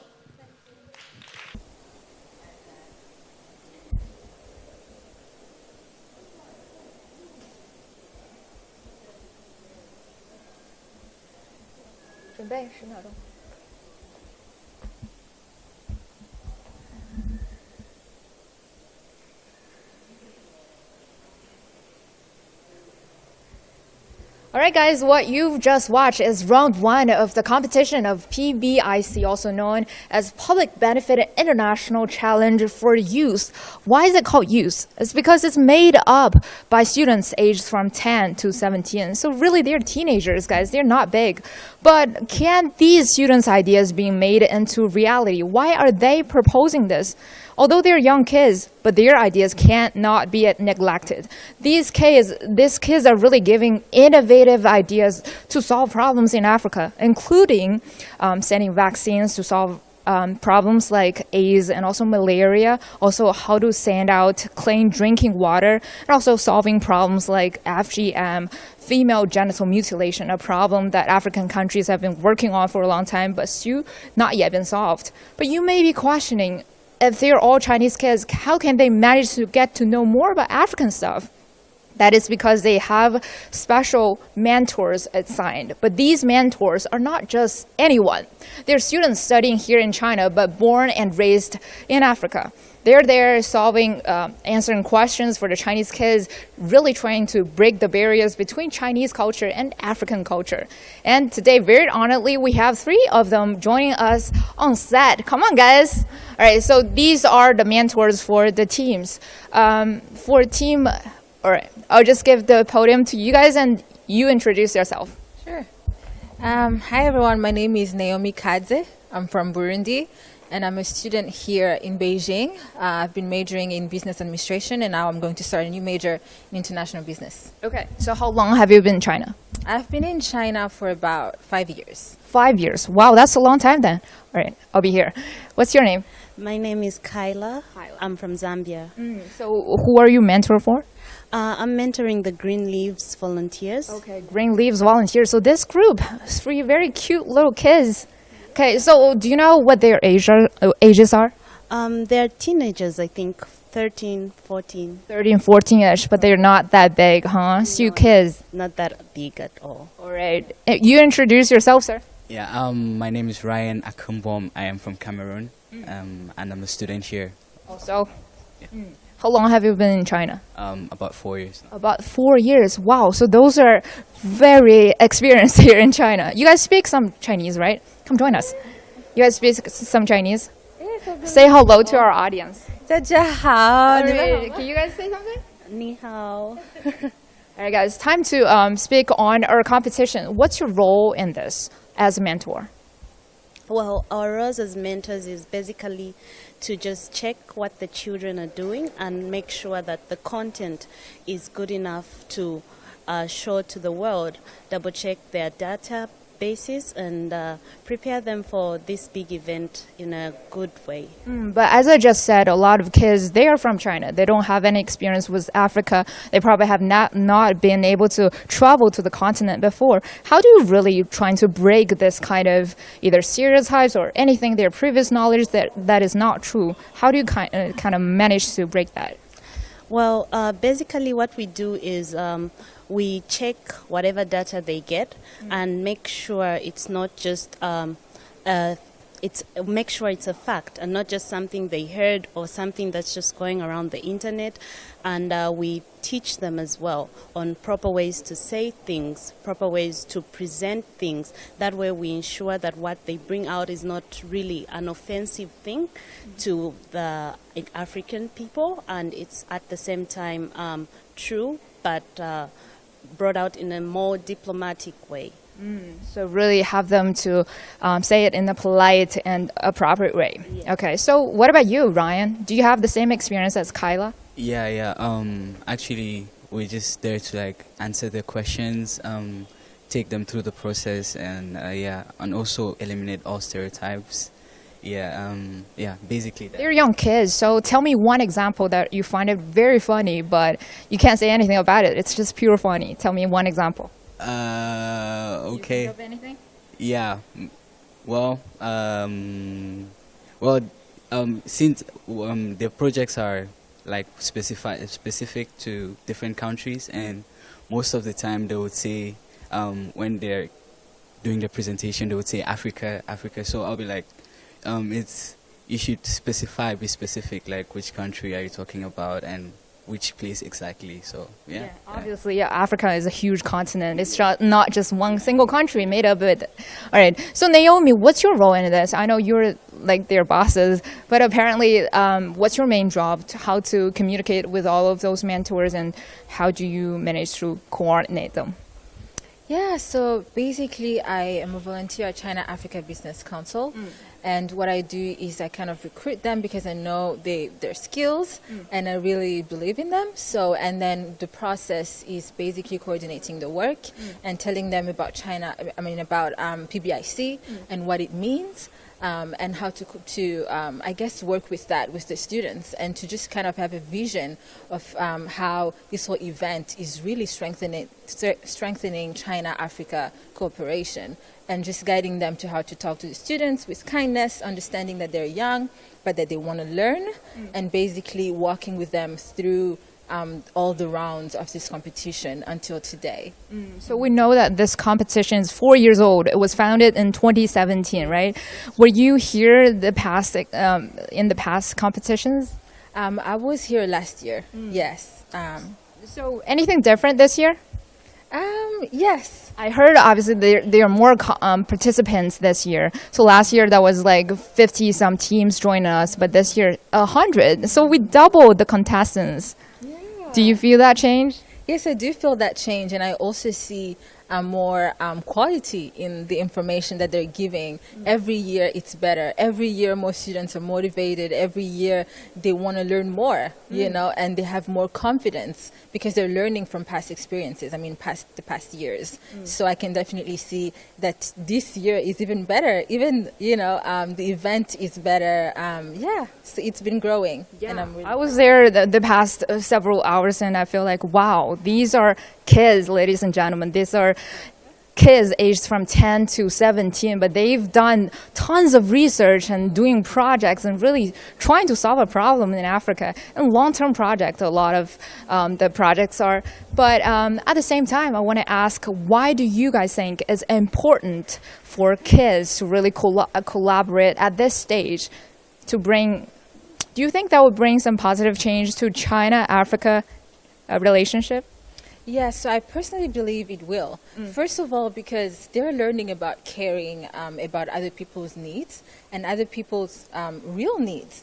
So I love how they are learning about Africa, not only as a continent, but specifically each country, what they need, how the people are. So I feel like it's really making them be more aware and know more about Africa. That's the first thing. And the second thing is that they're able to experiment themselves what Africa is when they're going to implement this project. I'm sorry, I have to cut you from there. My producer told me it's about time to start the round 2. But ladies and gentlemen, continue to join us because CGTN is live streamed the whole competition. Stay with me because in the next round, I'll be talking to some of the contestants and ask about their feelings. All right?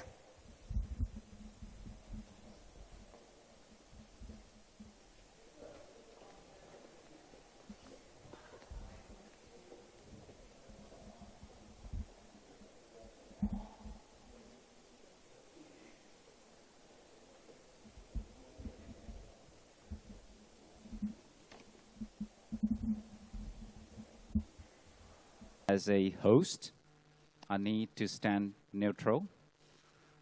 So I'm impressed by all of these contestants. But still, this is a competition, so we have rankings. Take a look at how they did in the first part of our final contest, and this is where they are. Still leading is Invincible Warrior, followed by Broad Learning Team, and followed by other 10 teams. Congratulations to all 12 teams. Well, like Professor said, this is not the end yet. We still have the second part of our final contest, and that is the battle part. And the rules are also simple. The 12 teams are now, they've already been paired in 6 groups. Each would take turn to ask a question to the other side, and they answer, and they ask the question to the other side back. What you need to do, our judges, you would be given, you have already 2 pads of 2 different colors, because it's team blue or team red, and whichever side you decide to support, show the color of that team. So try not to erase both, because it doesn't work that way. All right, and ladies and gentlemen, please welcome group number 1. In group number 1, we have Invincible Warrior versus 6 Boots.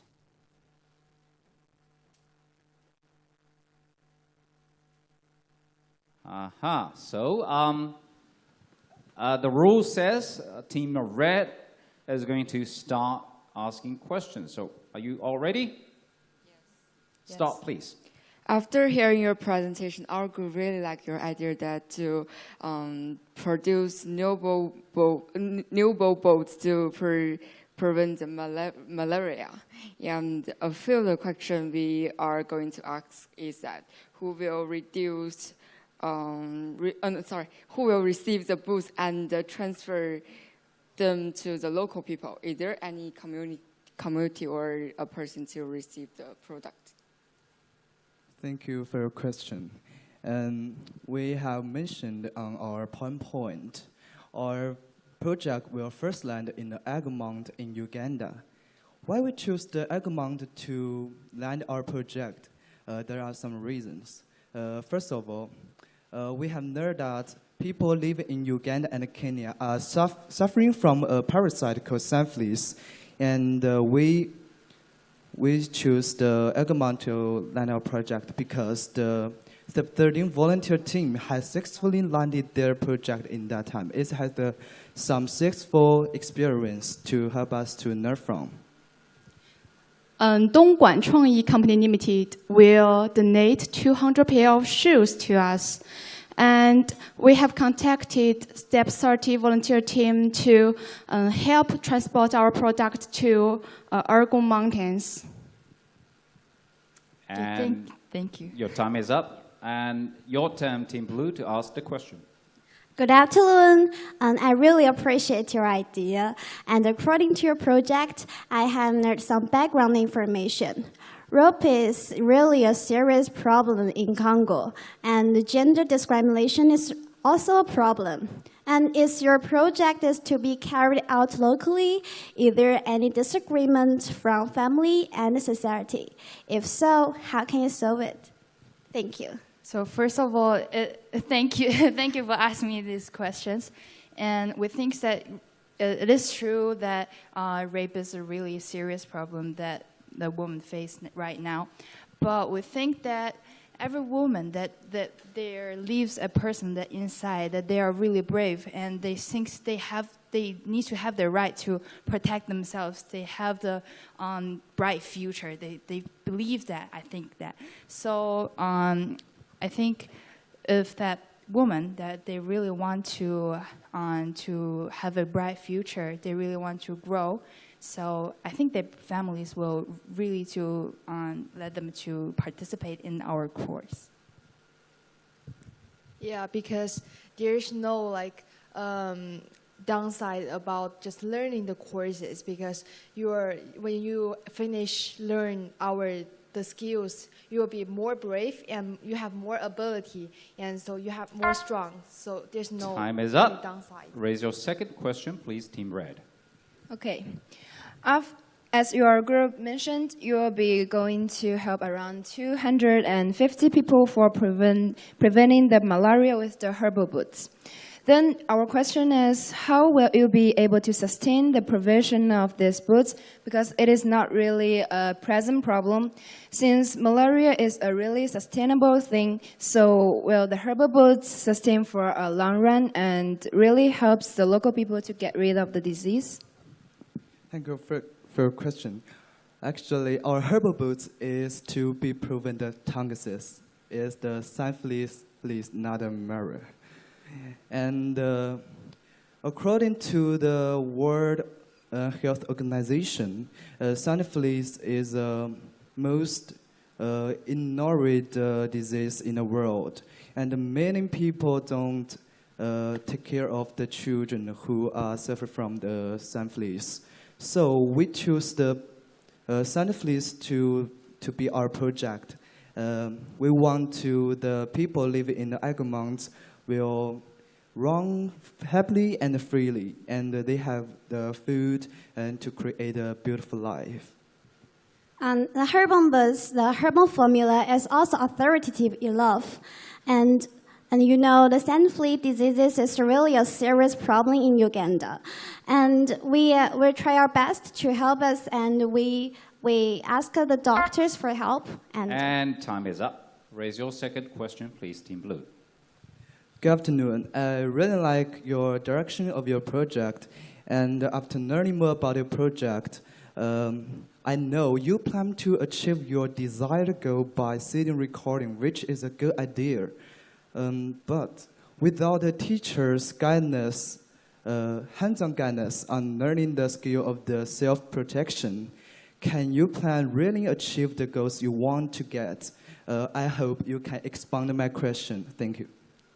That's a really good question. So, in response to that, you mentioned that there need to be a teachers guiding us to make sure there will be more professional courses.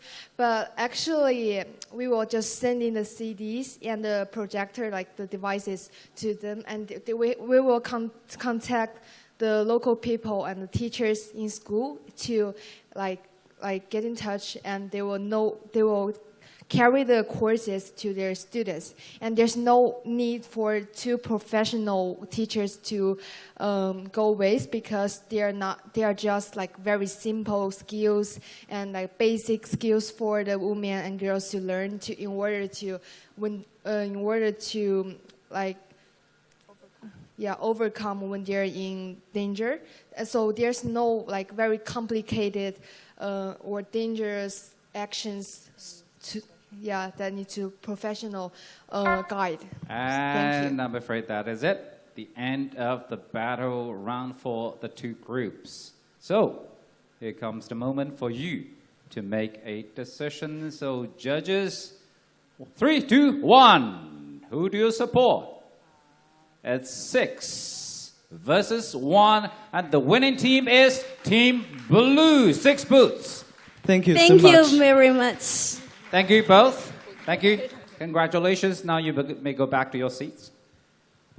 Thank you. And the winning team wins 20 points from this round, and the team that didn't win gets 15 points. So not too bad, not too bad. Now, ladies and gentlemen, please welcome onto the stage group number 2. And in the second group, we have Team Set versus Team Green Leaves Volunteers. Take your position. So are you ready? Yeah, Team Red, please raise your first question. I noticed that in your presentation, you guys mentioned that you are going to have classes for the kids.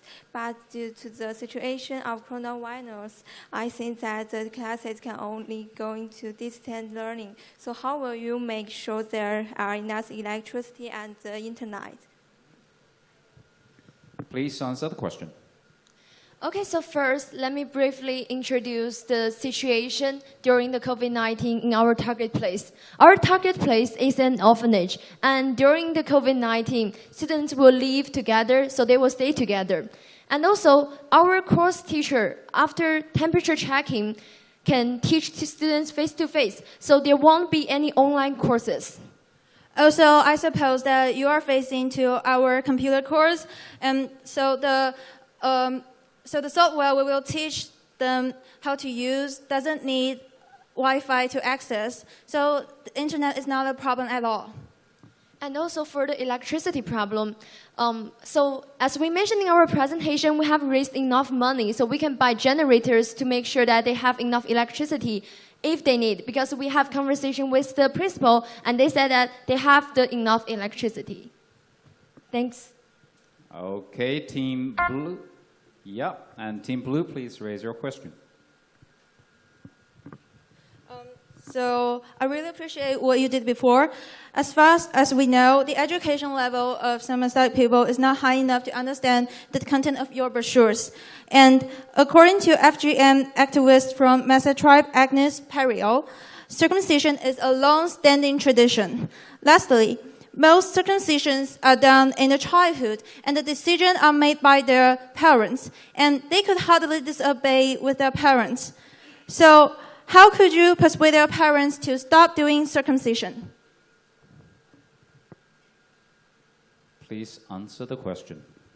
Oh, well, about the course, we will have the courses for the kids from age 6 to age 12 or even elder, and we respect every choices of them. If their parents let them kids know that circumcision maybe is a thing that they must experience, and their kids are agree with them. And as a local culture, I think it's their choices. we respect every choices of them. We do not need to let every girl and woman know that circumcision is wrong. We need to let them know that they have their qualification of choice.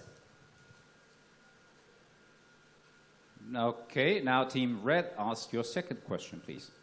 According to tradingeconomics.com, Kenya is a market-based economy with employment, demand in manufacturing, and financial service. So our question is, how will cooking course help women in Kenya be more employable? Okay, so for the cooking course, why we provide some traditional course, I think it is so first, thanks for your question. I think for the cooking course, if students learn cooking course, they can open like some cooking store, or they can cook food and they can be a chef. So I think it's good for increase the employment of women in the cooking field, and also like some other traditional courses like sewing. They can open clothing shop if they finish their sewing course. And also, as I mentioned in the presentation, the excellent graduates can stay in the school as a teacher of the special course, and so this could also give them an employment opportunity. Still have 10 seconds. That's all. Okay, Thanks. thank you very much. And Team Blue, please ask your second question. Before I went to Kenya for field study, one of my teammates conducted research on the circumcision, and she told me about some anti-circumcision activities like selling products and also like publicized brochures and paintings. So I found that it's very similar as you did. So I'm just thinking about what's your characteristics that differ you from other anti-circumcision organizations. Thanks. Okay, first, we are a team. Our team members are high school students. Maybe we have some imperfect, but we will do our best. And about the difference with other anti-circumcision organizations, we have different cultural background. We are in China, and maybe other organizations are in Africa. We have our own accounts to sell products about anti-circumcision, and we have more change, and we will do our best to let more people know the harmful about the circumcision to women. So our products and our account can let more people know it and to help others. I think it's a different. These are the difference with the other anti-circumcision organizations. Thank you. All right, thank you to both of you. Thank you to both teams. And again, the judges, if you've made up your mind, please, 3, 2, 1. Again, there's 6 versus 1, and the winning team is Team Blue. Congratulations to Green Leafs volunteers. And thanks. Congratulations to Team Set. You've also won 15 points. Thank you to both of you. Thank you. And now let's move on to welcome onto the stage group number 3.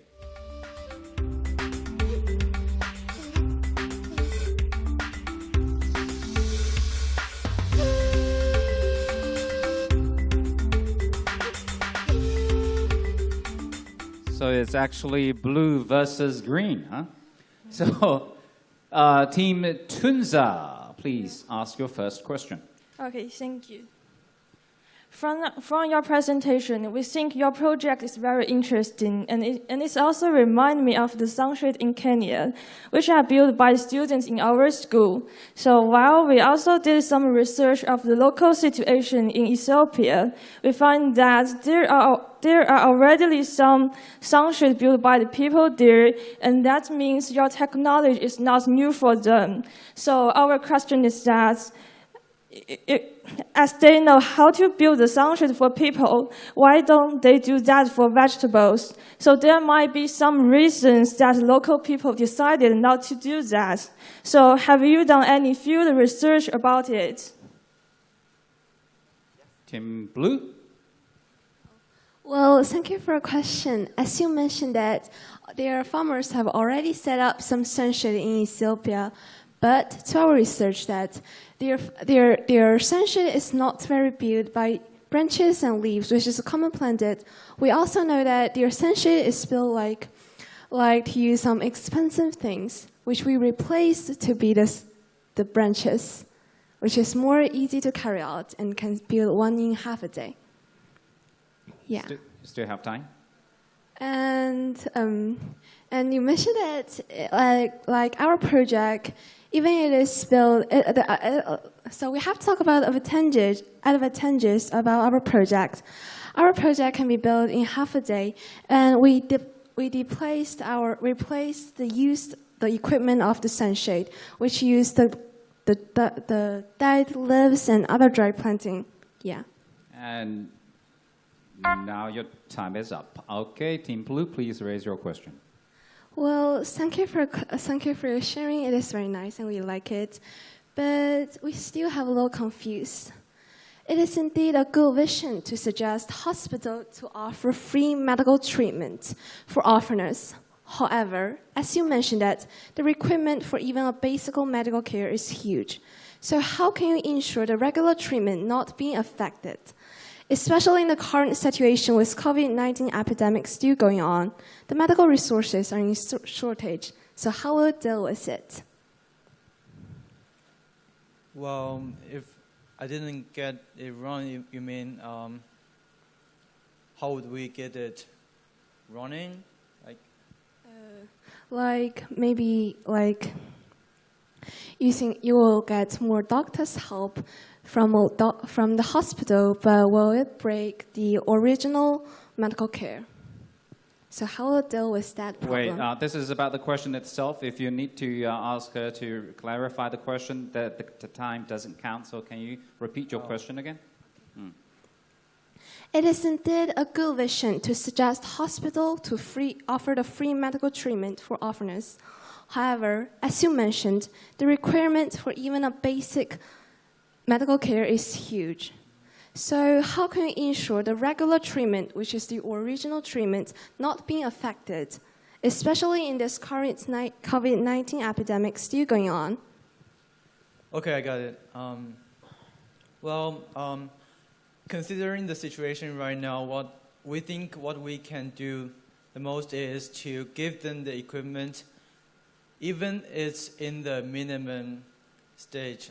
I mean, they don't even have the medical masks right now. So I think it is necessary to give them the basic equipment also. And as we have consulted with the Sunshine Hospital, and every item is we have consulted with them. So we're pretty sure that there's nothing in the list that is not needed, and we're very confident that it is what they need the most. And we also have the experience to cooperate with Sunshine Hospital, like we did in 2 years ago, the free medical treatment there. Okay, your time is up for this part, and ask your second question, please. Yes, the second question is, we realize that the highlight of your project is low cost. However, we think the cost is not the most important factor for you to land your project. Building the sunshade is not difficult, but the question is, how would you make sure the local people know how to use it properly? Who will be training them and helping them so that the production and quality of vegetable can be increased? Would you please explain it? Thank you. Well, thank you for your question. And our project, like building the sunshade, is not costly, but you mentioned it is difficult to get all the farmers to know it because it is a little bit complicated to finish, right? Well, after the property to launch our project, first we'll ask some agriculture to help them. Also, our project doesn't need the high, the culture instance. Every picture or videos can show this. Also, before showing them, we have an experimental field, and all the farmers, it is easy to learn. and which means that it doesn't need to have like a nice understanding. Oh, good. Okay. Second question, please. Okay.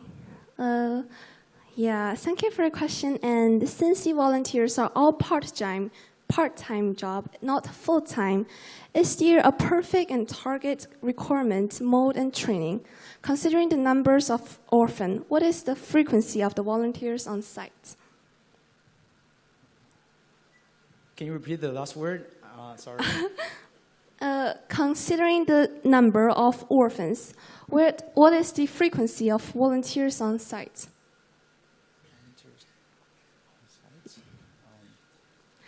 Which means that, like, how often will the volunteers go there? Like, they are not full time; they're just only part time. All right. So for now, we don't know how often would other volunteers go, but as in our cases, we went this usually once a year, and 2 weeks for one time. And well, if that is your question, other team members can also answer the question. Yes.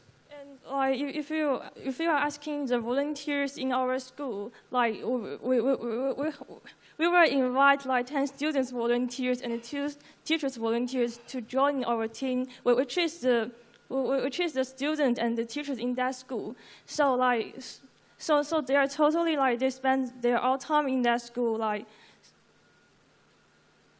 10 seconds. So basically, it's not a part-time, but a full-time.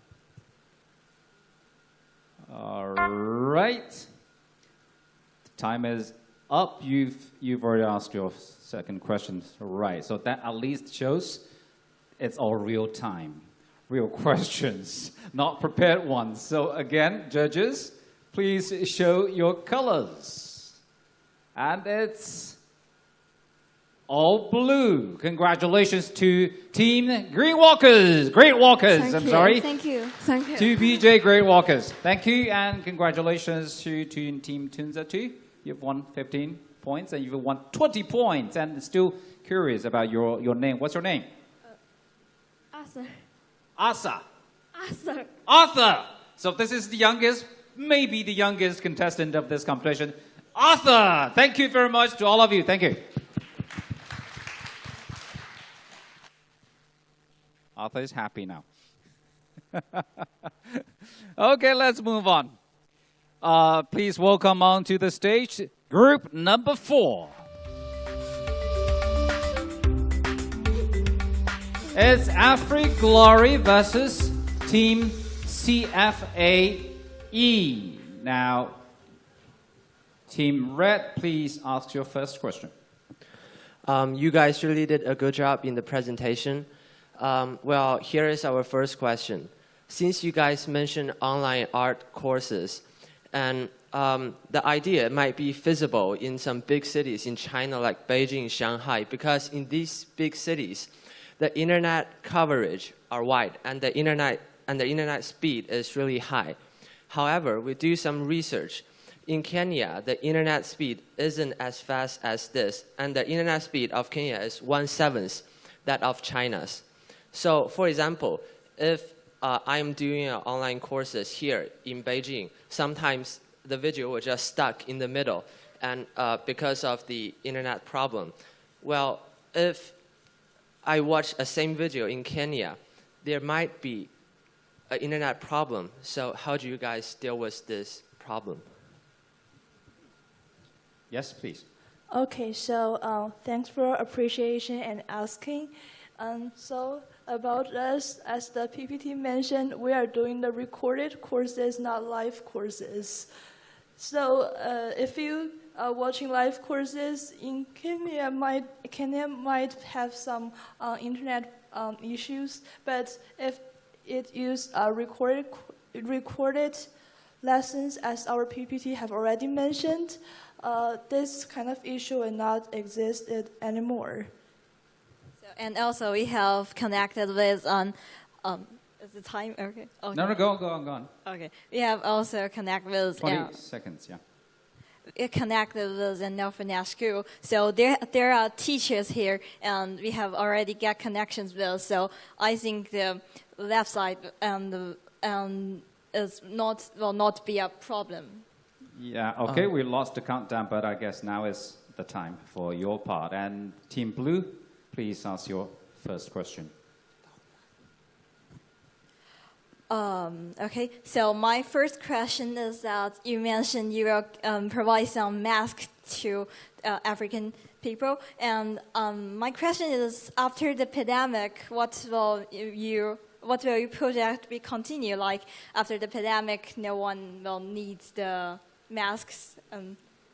I want to know the future plans of your project. Thank you. Can we start? Can I start? Yeah. Yeah, go. First, we didn't mention in our presentation that our project is about long-term or short-term, because no one knows when the pandemic will come to an end. So what can we do is to do our project, and if this is successful and really helps the local people, we may redo the project, and we are also going to continue our promotion in China. So we will lead maybe to encourage more and more people to join us, and to make the project to help them in this pandemic, maybe like community by community. Well, our materials is not sustainable, but as we made brochures, we made promotions, and in future, African people, they will know how to solve problems with disease like COVID-19. So that's the sustainable point. Okay, time is up. And second question, please. Okay, about... No, from Team Red. Oh, yeah. Again, thank you for your great presentation. But there's one point that I'm confused about. You guys mentioned that you will use online courses, right? But not in person. So what if there are some specific points, painting techniques that those kids don't understand? And due to the short supplies or some unstable sources of electricity, internet, or materials, I don't think those paintings will be as attractive or satisfying as you just said, and the buyers probably won't buy it. So I don't think your project will be that enough money to continue to the next round or next step. So I suspect that your project will be as sustainable as you just mentioned. Girls, please. Okay, so about the sustainable, a question about, and to begin with, our project. So the orphanage school in Kenya has its own teachers, so that teachers can allow students to kind of control the whole atmosphere of the class. Then kids can stand quietly in their own seats to listen to us. Then it confirmed the quality of the classes. And about the market of kids' pictures, as you just mentioned, well, everyone have different understanding about art. So I don't really think that the kids' art is a form of art, so that someone will appreciate it. So it has its own market. That's my point. Thank you. Okay, now girls, fight back. Okay, our next question is about that. How can you make sure that your stuffs, like your masks, are distributed fairly? Like, how can you make sure that you can make the full use of your materials and your masks?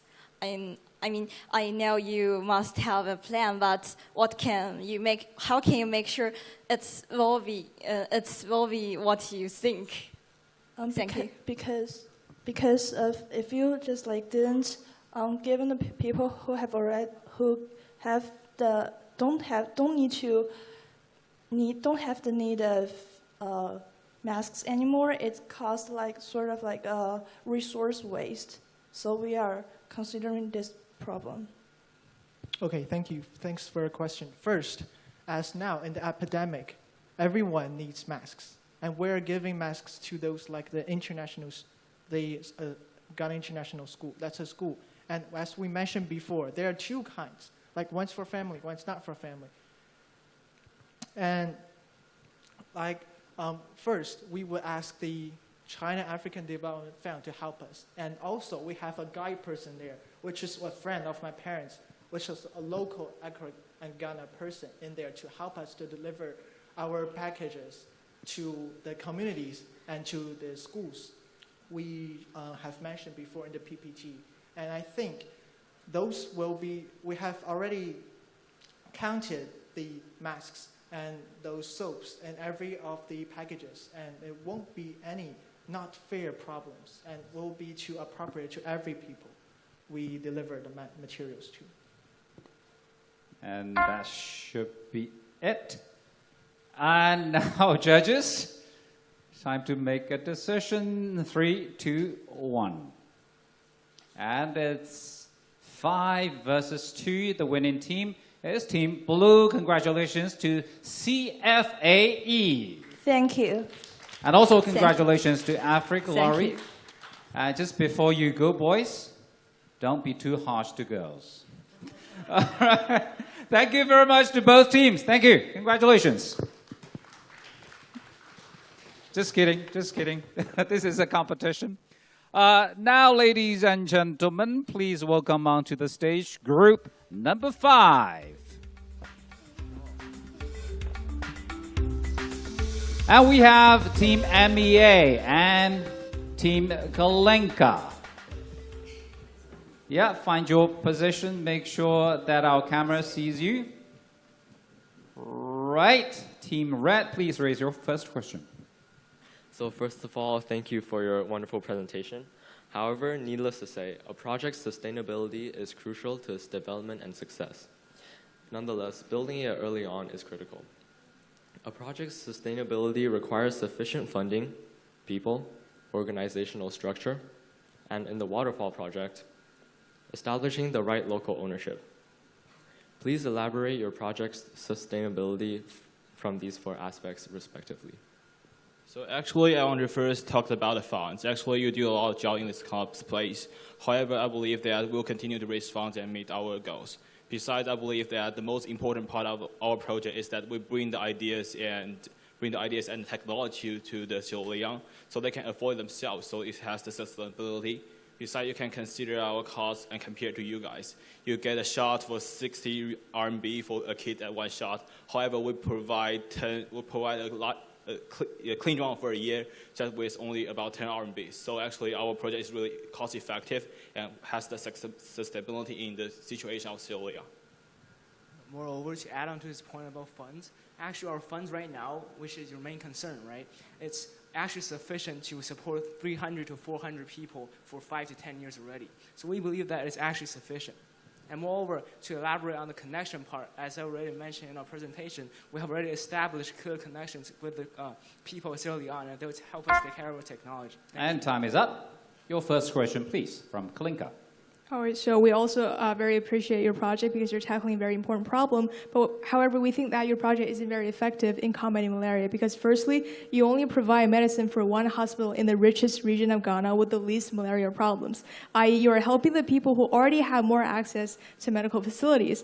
And even if you say that you can keep providing funds and provide for more hospitals, children in rural areas cannot benefit. This is because one of your medicine, artisan, needs to be mixed with sodium bicarbonate solution and glucose solution when used, meaning professional medical workers and facilities are needed to prepare the medicine for injections. And lastly, you are not getting to the root of the problem because you have chosen to provide treatment of malaria instead of prevention of it. Because if you do get a prevention, you don't really have to deal with treatment. So there will always be new patients under your plan. So to sum up, the wrong location, a very limited number of people, and only providing treatment. So how do you justify your plan? Well, I think partly you're misunderstanding our project because both preventing and also treating is very important. And you cannot just say that without treatment, it's okay if you can 100% prevent it because it's impossible. And also, it's a historically long disease that you cannot, that like the whole world is not coping that like really well with. And then answering your question, we have already established the cooperation with the local hospital, Beijing Clinic, and there are specialized doctors and experts in charge of allocating medicines and apply it to their patients. So it wouldn't be a problem. It wouldn't be. It just cannot be a problem to say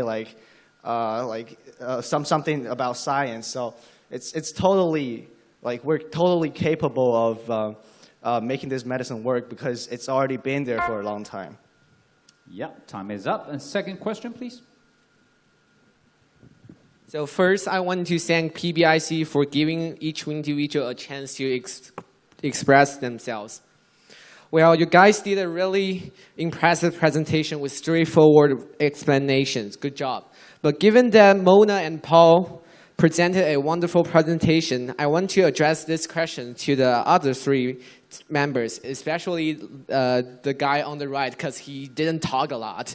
So that's my job. What are the responsibilities of each individual in the group, and how does the setup help you to overcome challenges and sharpen your skills? First, I think that I will answer this question because there's no rule that you can appoint the question to someone. Besides, I believe that everyone in my team has its advantage, and that's why we act really great. Actually, the PowerPoint is made by that person, even though he looks kind of nerdy. That PowerPoint is really appealing. So actually, we have different parts playing a different role playing our projects. Me and Mona will do the research and the presentation. Bill makes a lot of research about Xiu Liang. All the information is provided by him. Yuchen has a ways actually she performs all the roles in the social media and make the promotion. And for Li Hao, actually, his worker, and she makes the video, the screenshots and PowerPoint. So we work together, and finally we achieved the great results. So I was saying that was it. There is only one reason I didn't talk a lot, because there is no time, and I am the firefighter to them. I'm the one who saved them. I want this to continue for 1 hour. All right, but that is the end of this battle, this round of battle. Judges! Wait, we got one more. Sorry, not yet. Yeah, I said I wanted to continue for 1 hour. So your second question, please. Yeah, firstly, I would like to point out that they completely neglected two parts of our question in the first round, and I'm going to move on to my second question. So as they've said in their presentation, they're providing the malaria medicine for free to the children. So how can you ensure or monitor that the medicine you provide to the local clinic is distributed to children for free? And by that, I mean for every single injection, because the hospital definitely can't sell them at a price to make profit. And besides, there are many hospitals in Greater Accra, and if you provide medicine support to only Beijing Clinic, it will give them an advantage over all the other local hospitals. And because the other local hospitals cannot afford the low price that Beijing Clinic is capable of. So we're interested in why you've chosen to help Beijing Clinic, how you make sure the medicine reaches the children in need for free, and lastly, have you considered the possible consequences? Thank you.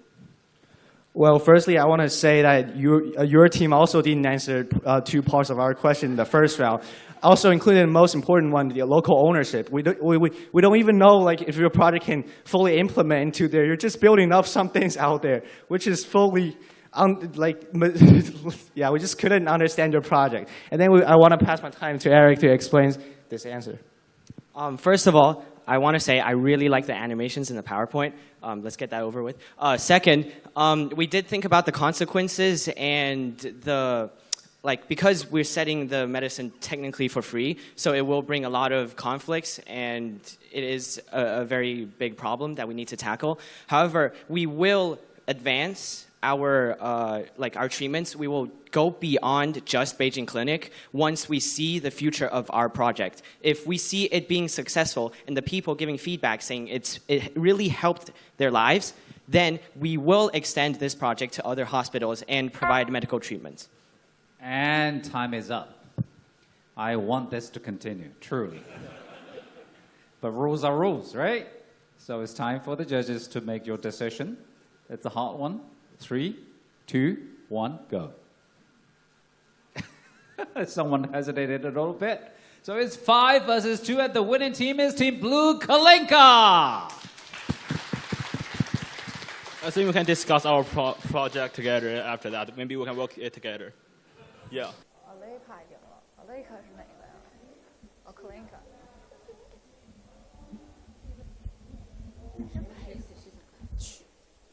10秒钟。 Yeah. Fight in the contest, but be friends off stage. So once again, thank you very much. Congratulations. Well done.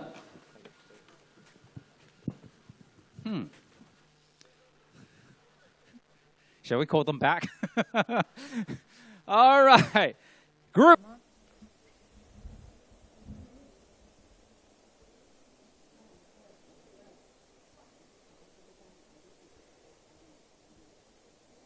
Oh, 我这边等你，没事，我们都准备好了。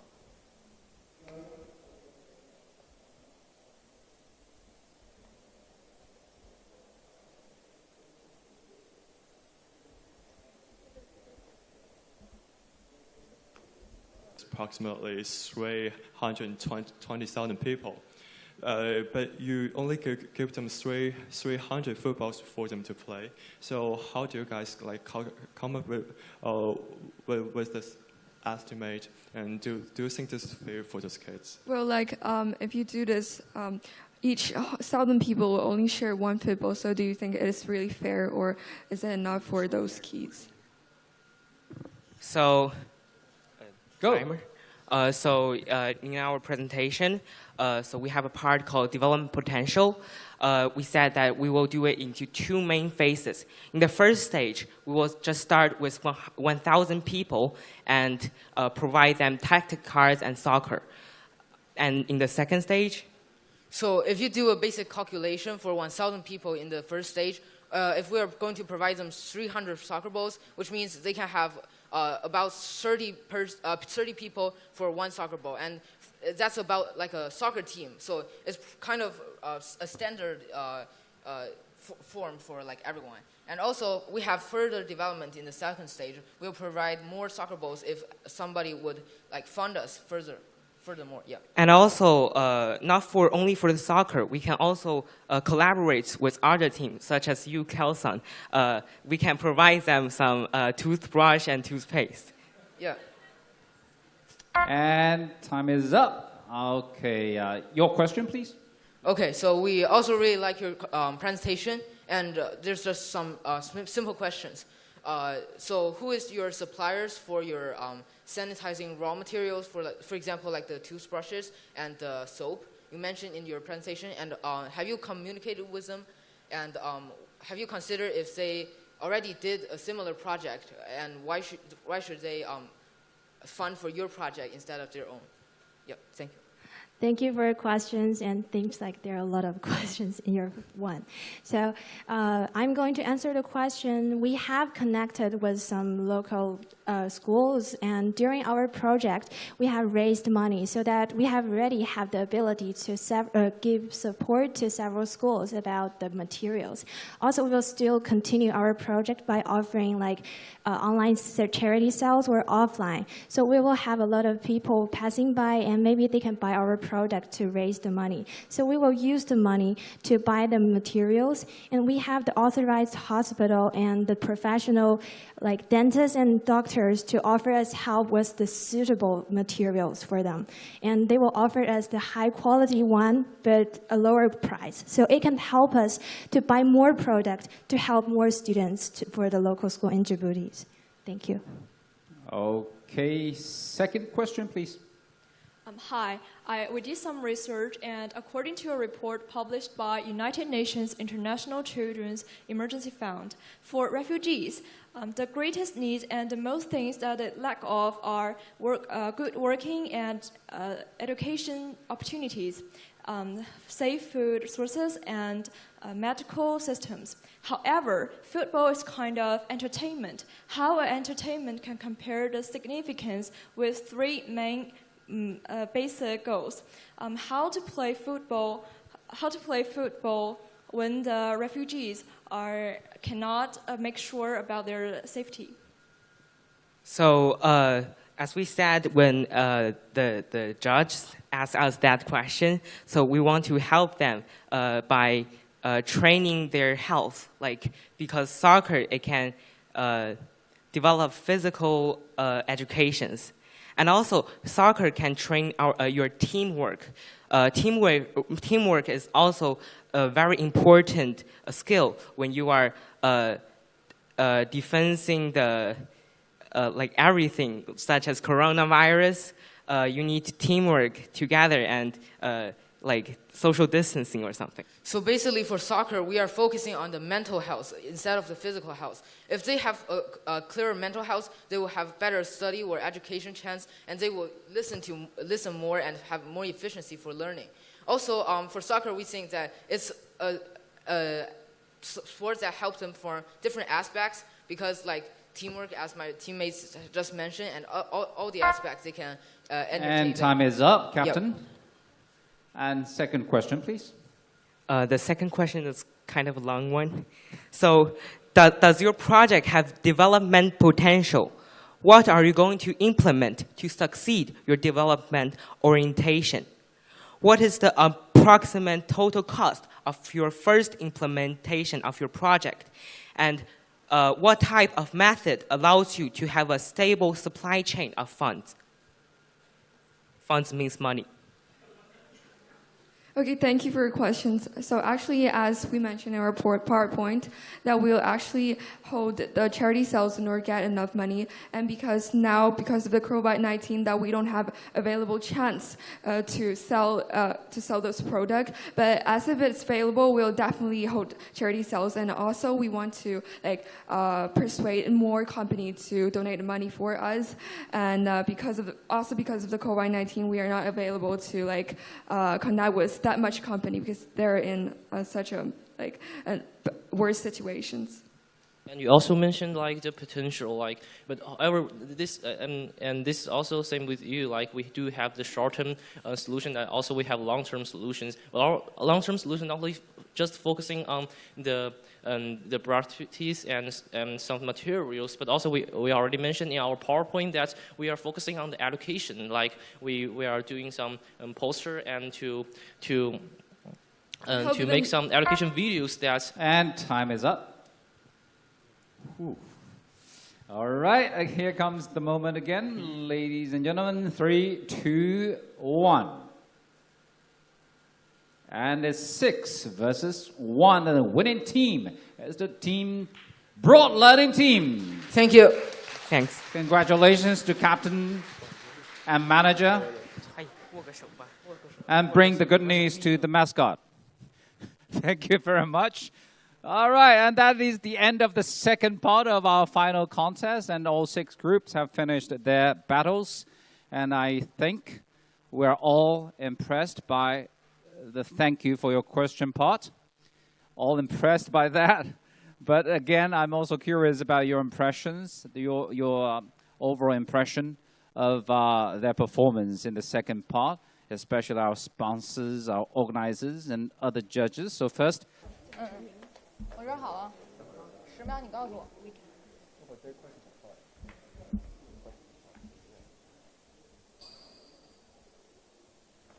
10秒。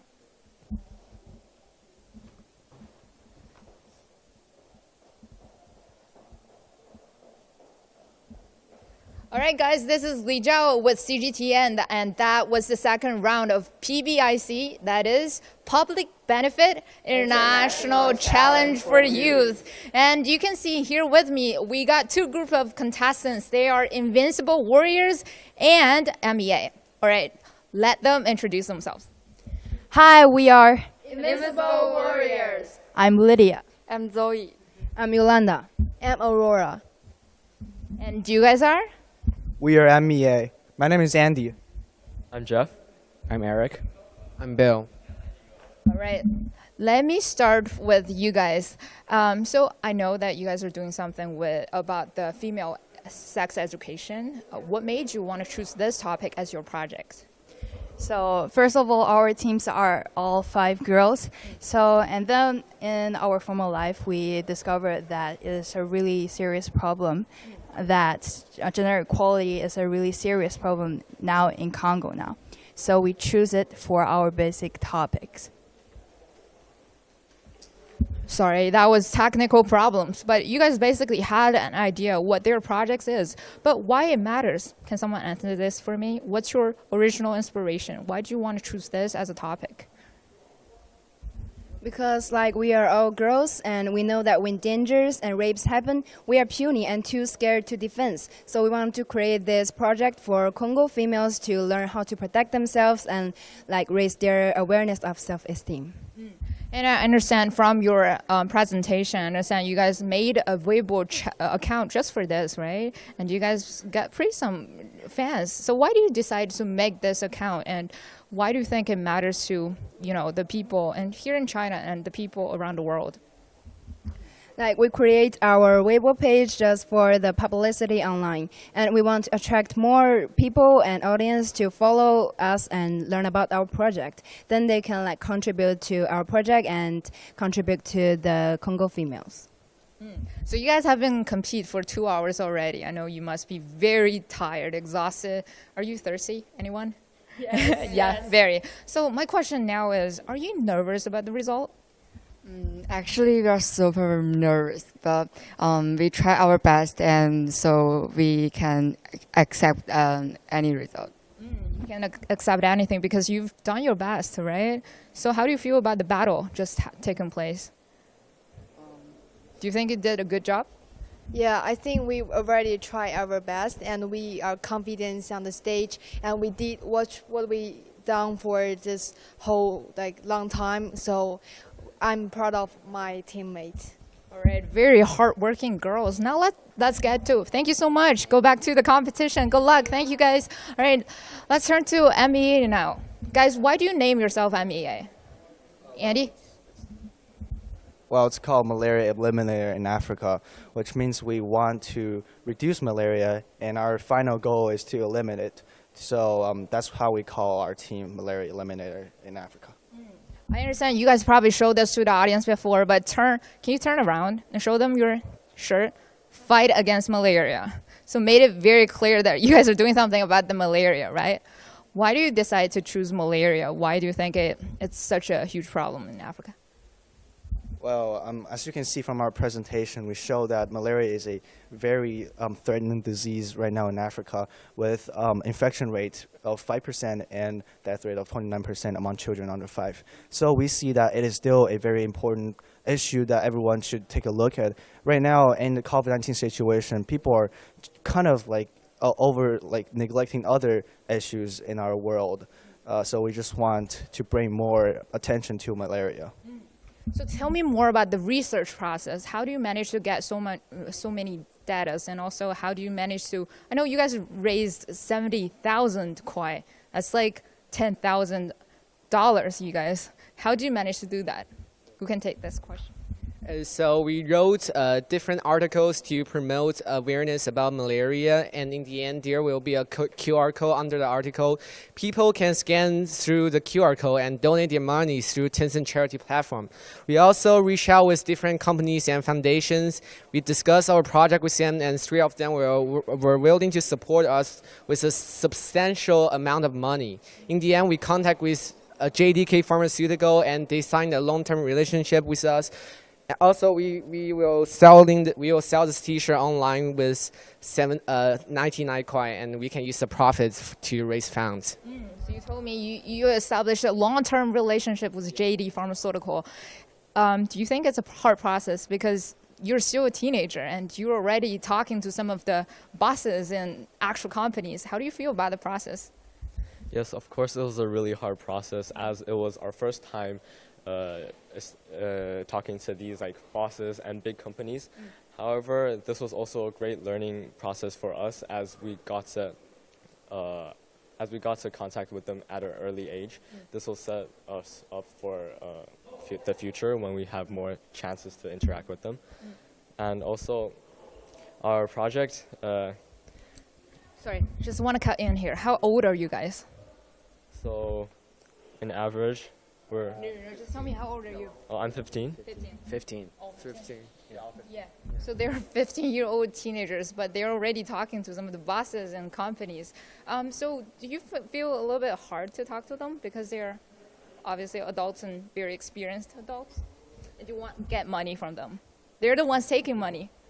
Well, of course, we want the funding to support our project. However, it was not as difficult as we thought it would be because the bosses, they were really nice to us. Oh, really? Yeah. They weren't the standard mean boss, the super... yeah, they're really supportive because they also support our cause. About your cause, we've said your main topic is malaria. And besides malaria, how do you think that your projects can made into a reality? Like what kind of other people do you reach out to, like in Africa? Besides malaria? Yeah. Do you have anything else? Well, our project is mainly focusing on malaria, but we still provide knowledge about malaria. So, but then the booklets and all the educational stuffs are just about malaria. But once when people are educated, they can maybe reach to more areas to find. Maybe it could just stimulate people to study more or get more information. So, but this process is indirect. Our mainly focus is on malaria for our project. So through this project, do you feel like you get to know Africa a little bit more? Yes, we definitely get to know Africa a lot. Like we see how their hospitals and then their kids and like how their parents are like working with the clinics and all these. Like I think it's just a really good experience for us to like know other countries' culture and understand these places that we don't really know before we actually did this project. So it was just a lot of information. So, can I have something to add? Sure. Through this project, we also, if COVID-19 permits, after this outbreak, we would like to visit Accra, Ghana, the place where we're targeting, and to see how it's actually, our project, how it's actually doing in the area. See it in real life. Okay. All right. So you guys are obviously one of those best ones, one of the 12 finalist team. But would you recommend this competition to others in the future? Probably. Any? Yes, of course, because we really learn about, we also grew as a more organized team throughout the competition, and we everybody in our team just feel like that, and we are more together, bring together in our as a team. And so we actually grew a lot from this competition, also including the information about malaria and also the presentations. You can see it's a very unique chance and opportunity for us to join this competition. So we definitely would recommend this PBIC to more and more people. Sure, and for sure you guys spent more time together as well as friends, right? Yeah. So tell me about what kind of, what do you guys communicate at school or after school? Yes, of course. We're really good friends, and throughout the school year and after school, we would often meet together and just talk about our interests.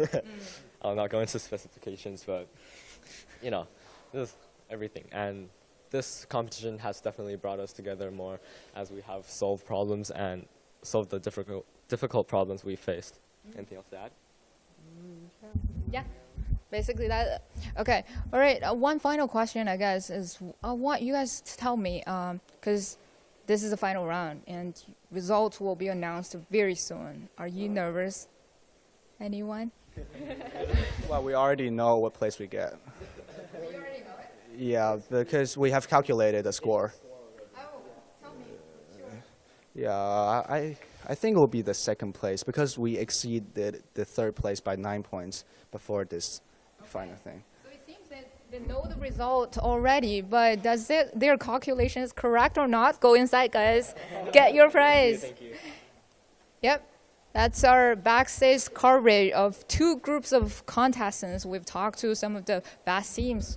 Obviously, this is one group we've speak to, Invincible Warrior, 4 girls, 5 actually. One of them didn't show up, I guess. And that was another team of guys, MEA, focusing on malaria. And obviously, these kids are focusing on very hot issues in Africa, including malaria, sending clean drinking water, and also vaccines to cure diseases like AIDS. And also, like the girl team, they care about female sex education. That's also a very key topic. All right, my producer just told me time is almost up. I'm gonna hand the stage back to the main competition. My colleague Ji Xiaojun is there to host the whole show. And in Africa, but they didn't start from nothing. They are being helped by their friends. They have African friends who are working, living, studying in China. At the same time, they're also being helped by their supervisors. And this part is we're going to show our appreciation for the hard work of our supervisors. But onto the stage, we're going to invite 3 representatives of the supervisors from the 12 teams, not only just the 12 teams who made it to the final contest, but all the participating teams who are a part of this year's competition. But for now, let's invite the 3 representatives to receive the award. Please welcome Meng Mao, Liu Liangbing, Li Dongman. There are the 3 representatives representing all supervisors, helping all these participating teams of this year's contest. And to present the award, please welcome Mr. Feng Xiang, Secretary General of PBIC 2020 Organizing Committee.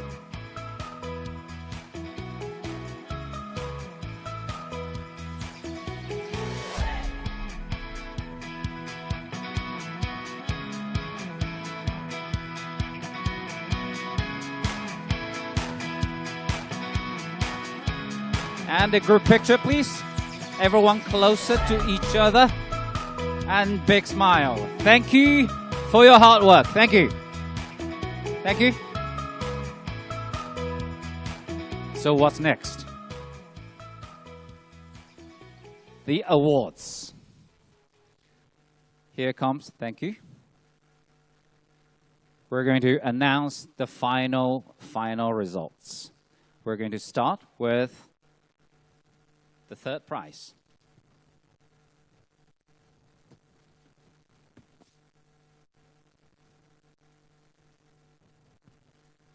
And when I announce the names of the teams, please come to join me on the stage. The teams winning the 3rd prize are AfriGlory,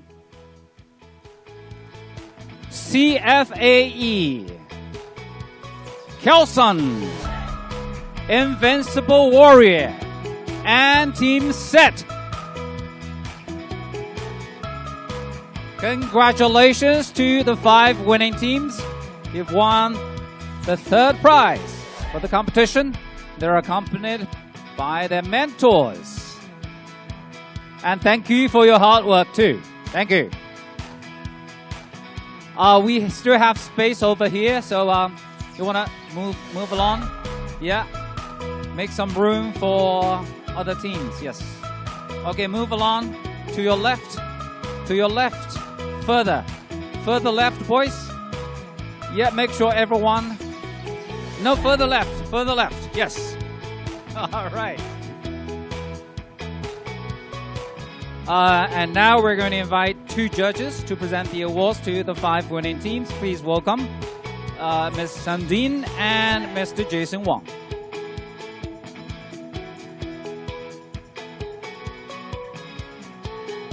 Please. Just present the awards, please. It is not easy out of 106 teams from the whole country. And you've made it to the final contest. So indeed, everyone is a winner. Yeah, you may start from the left side too.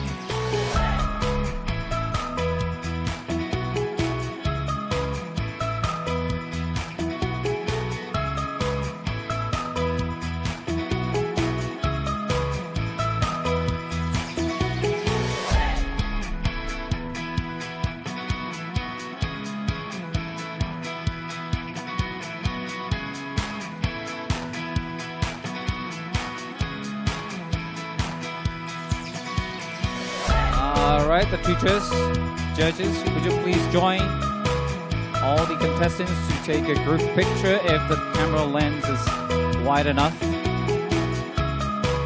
Congratulations to all. Thank you.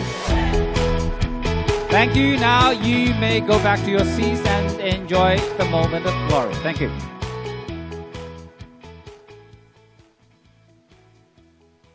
Time, go. Time for second prize.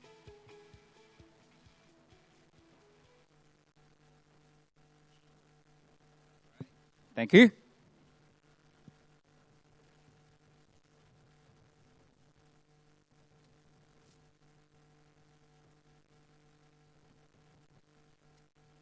Again, when I announce your names, the names of your teams, please come up to the stage. And the teams winning the second prize are BJ Great Walkers, Broad Learning Team, Tunza and Six Boots. Congratulations to all.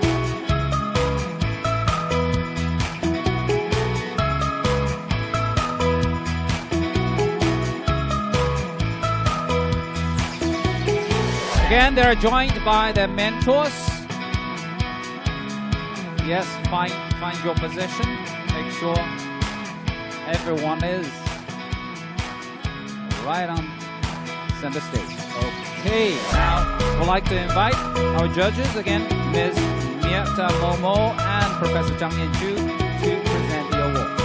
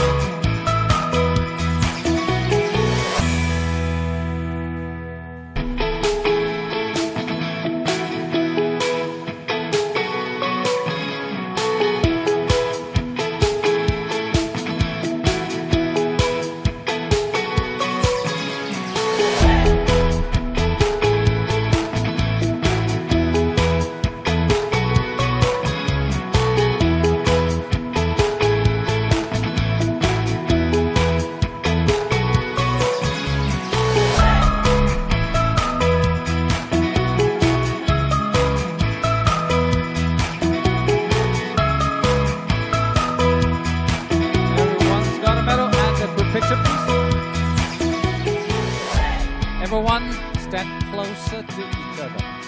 Yes, and big smiles. Thank you and congratulations to all. Again, now you may go back to your seats to enjoy your moment.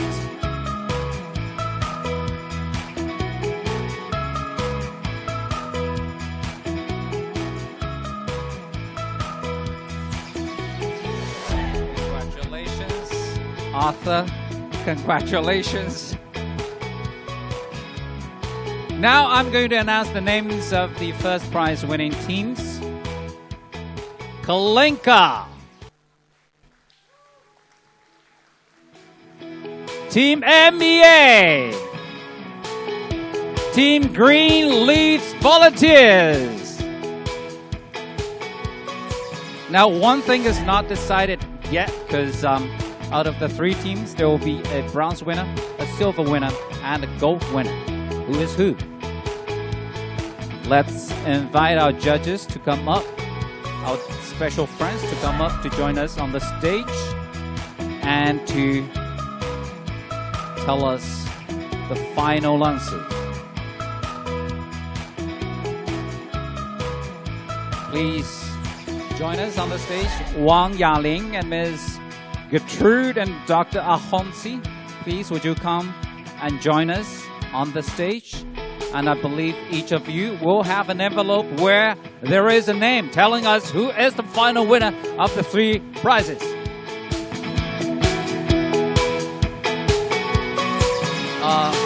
Okay, now I'm going to start from you, Ms. Wang. Ooh, can I have it? And the bronze medal goes to... Who's who? The bronze medal goes to... Kalenka!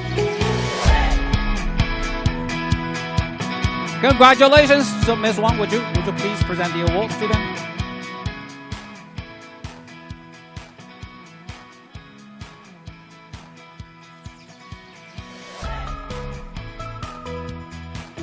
Don't make wild guesses. It's not decided yet. You don't know.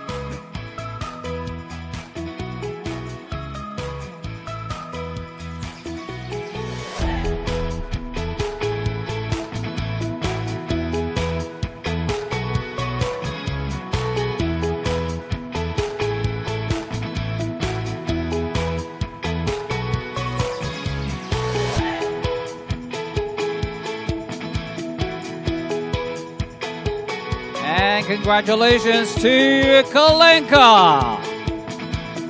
And here comes the second one, the silver medal winner. And the silver medal goes to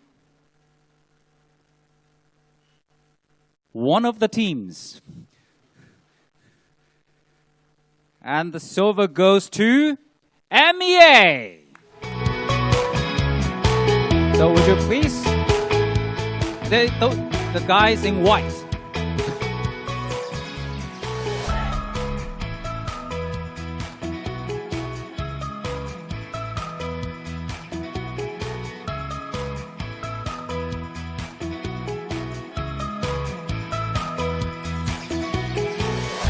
Doctor, are you disappointed because you cannot actually, make a game out of it? It's already crystal clear that who is actually the team winning the gold medal. So the gold medal goes to Green Leaves Volunteers. Congratulations, Doctor. Would you please? In the middle, yes.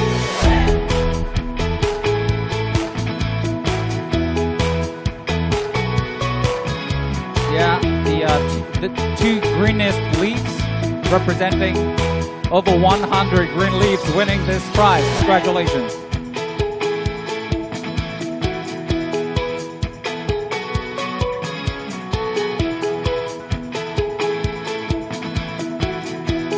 Everyone, a group picture, please.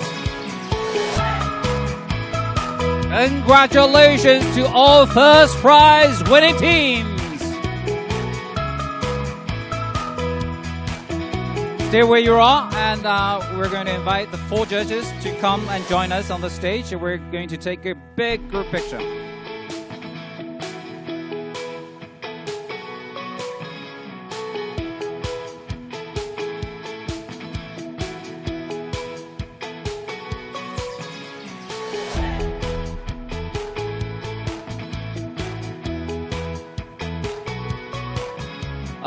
Face the front, yes. Closer and big smile, and yay! Congratulations again. Thank you very much for your hard work. For now, please go back to your seats first because we need to change the agenda a little bit. So everyone stay where you are. Everyone stay where you are. We're going to redo the beginning for TV.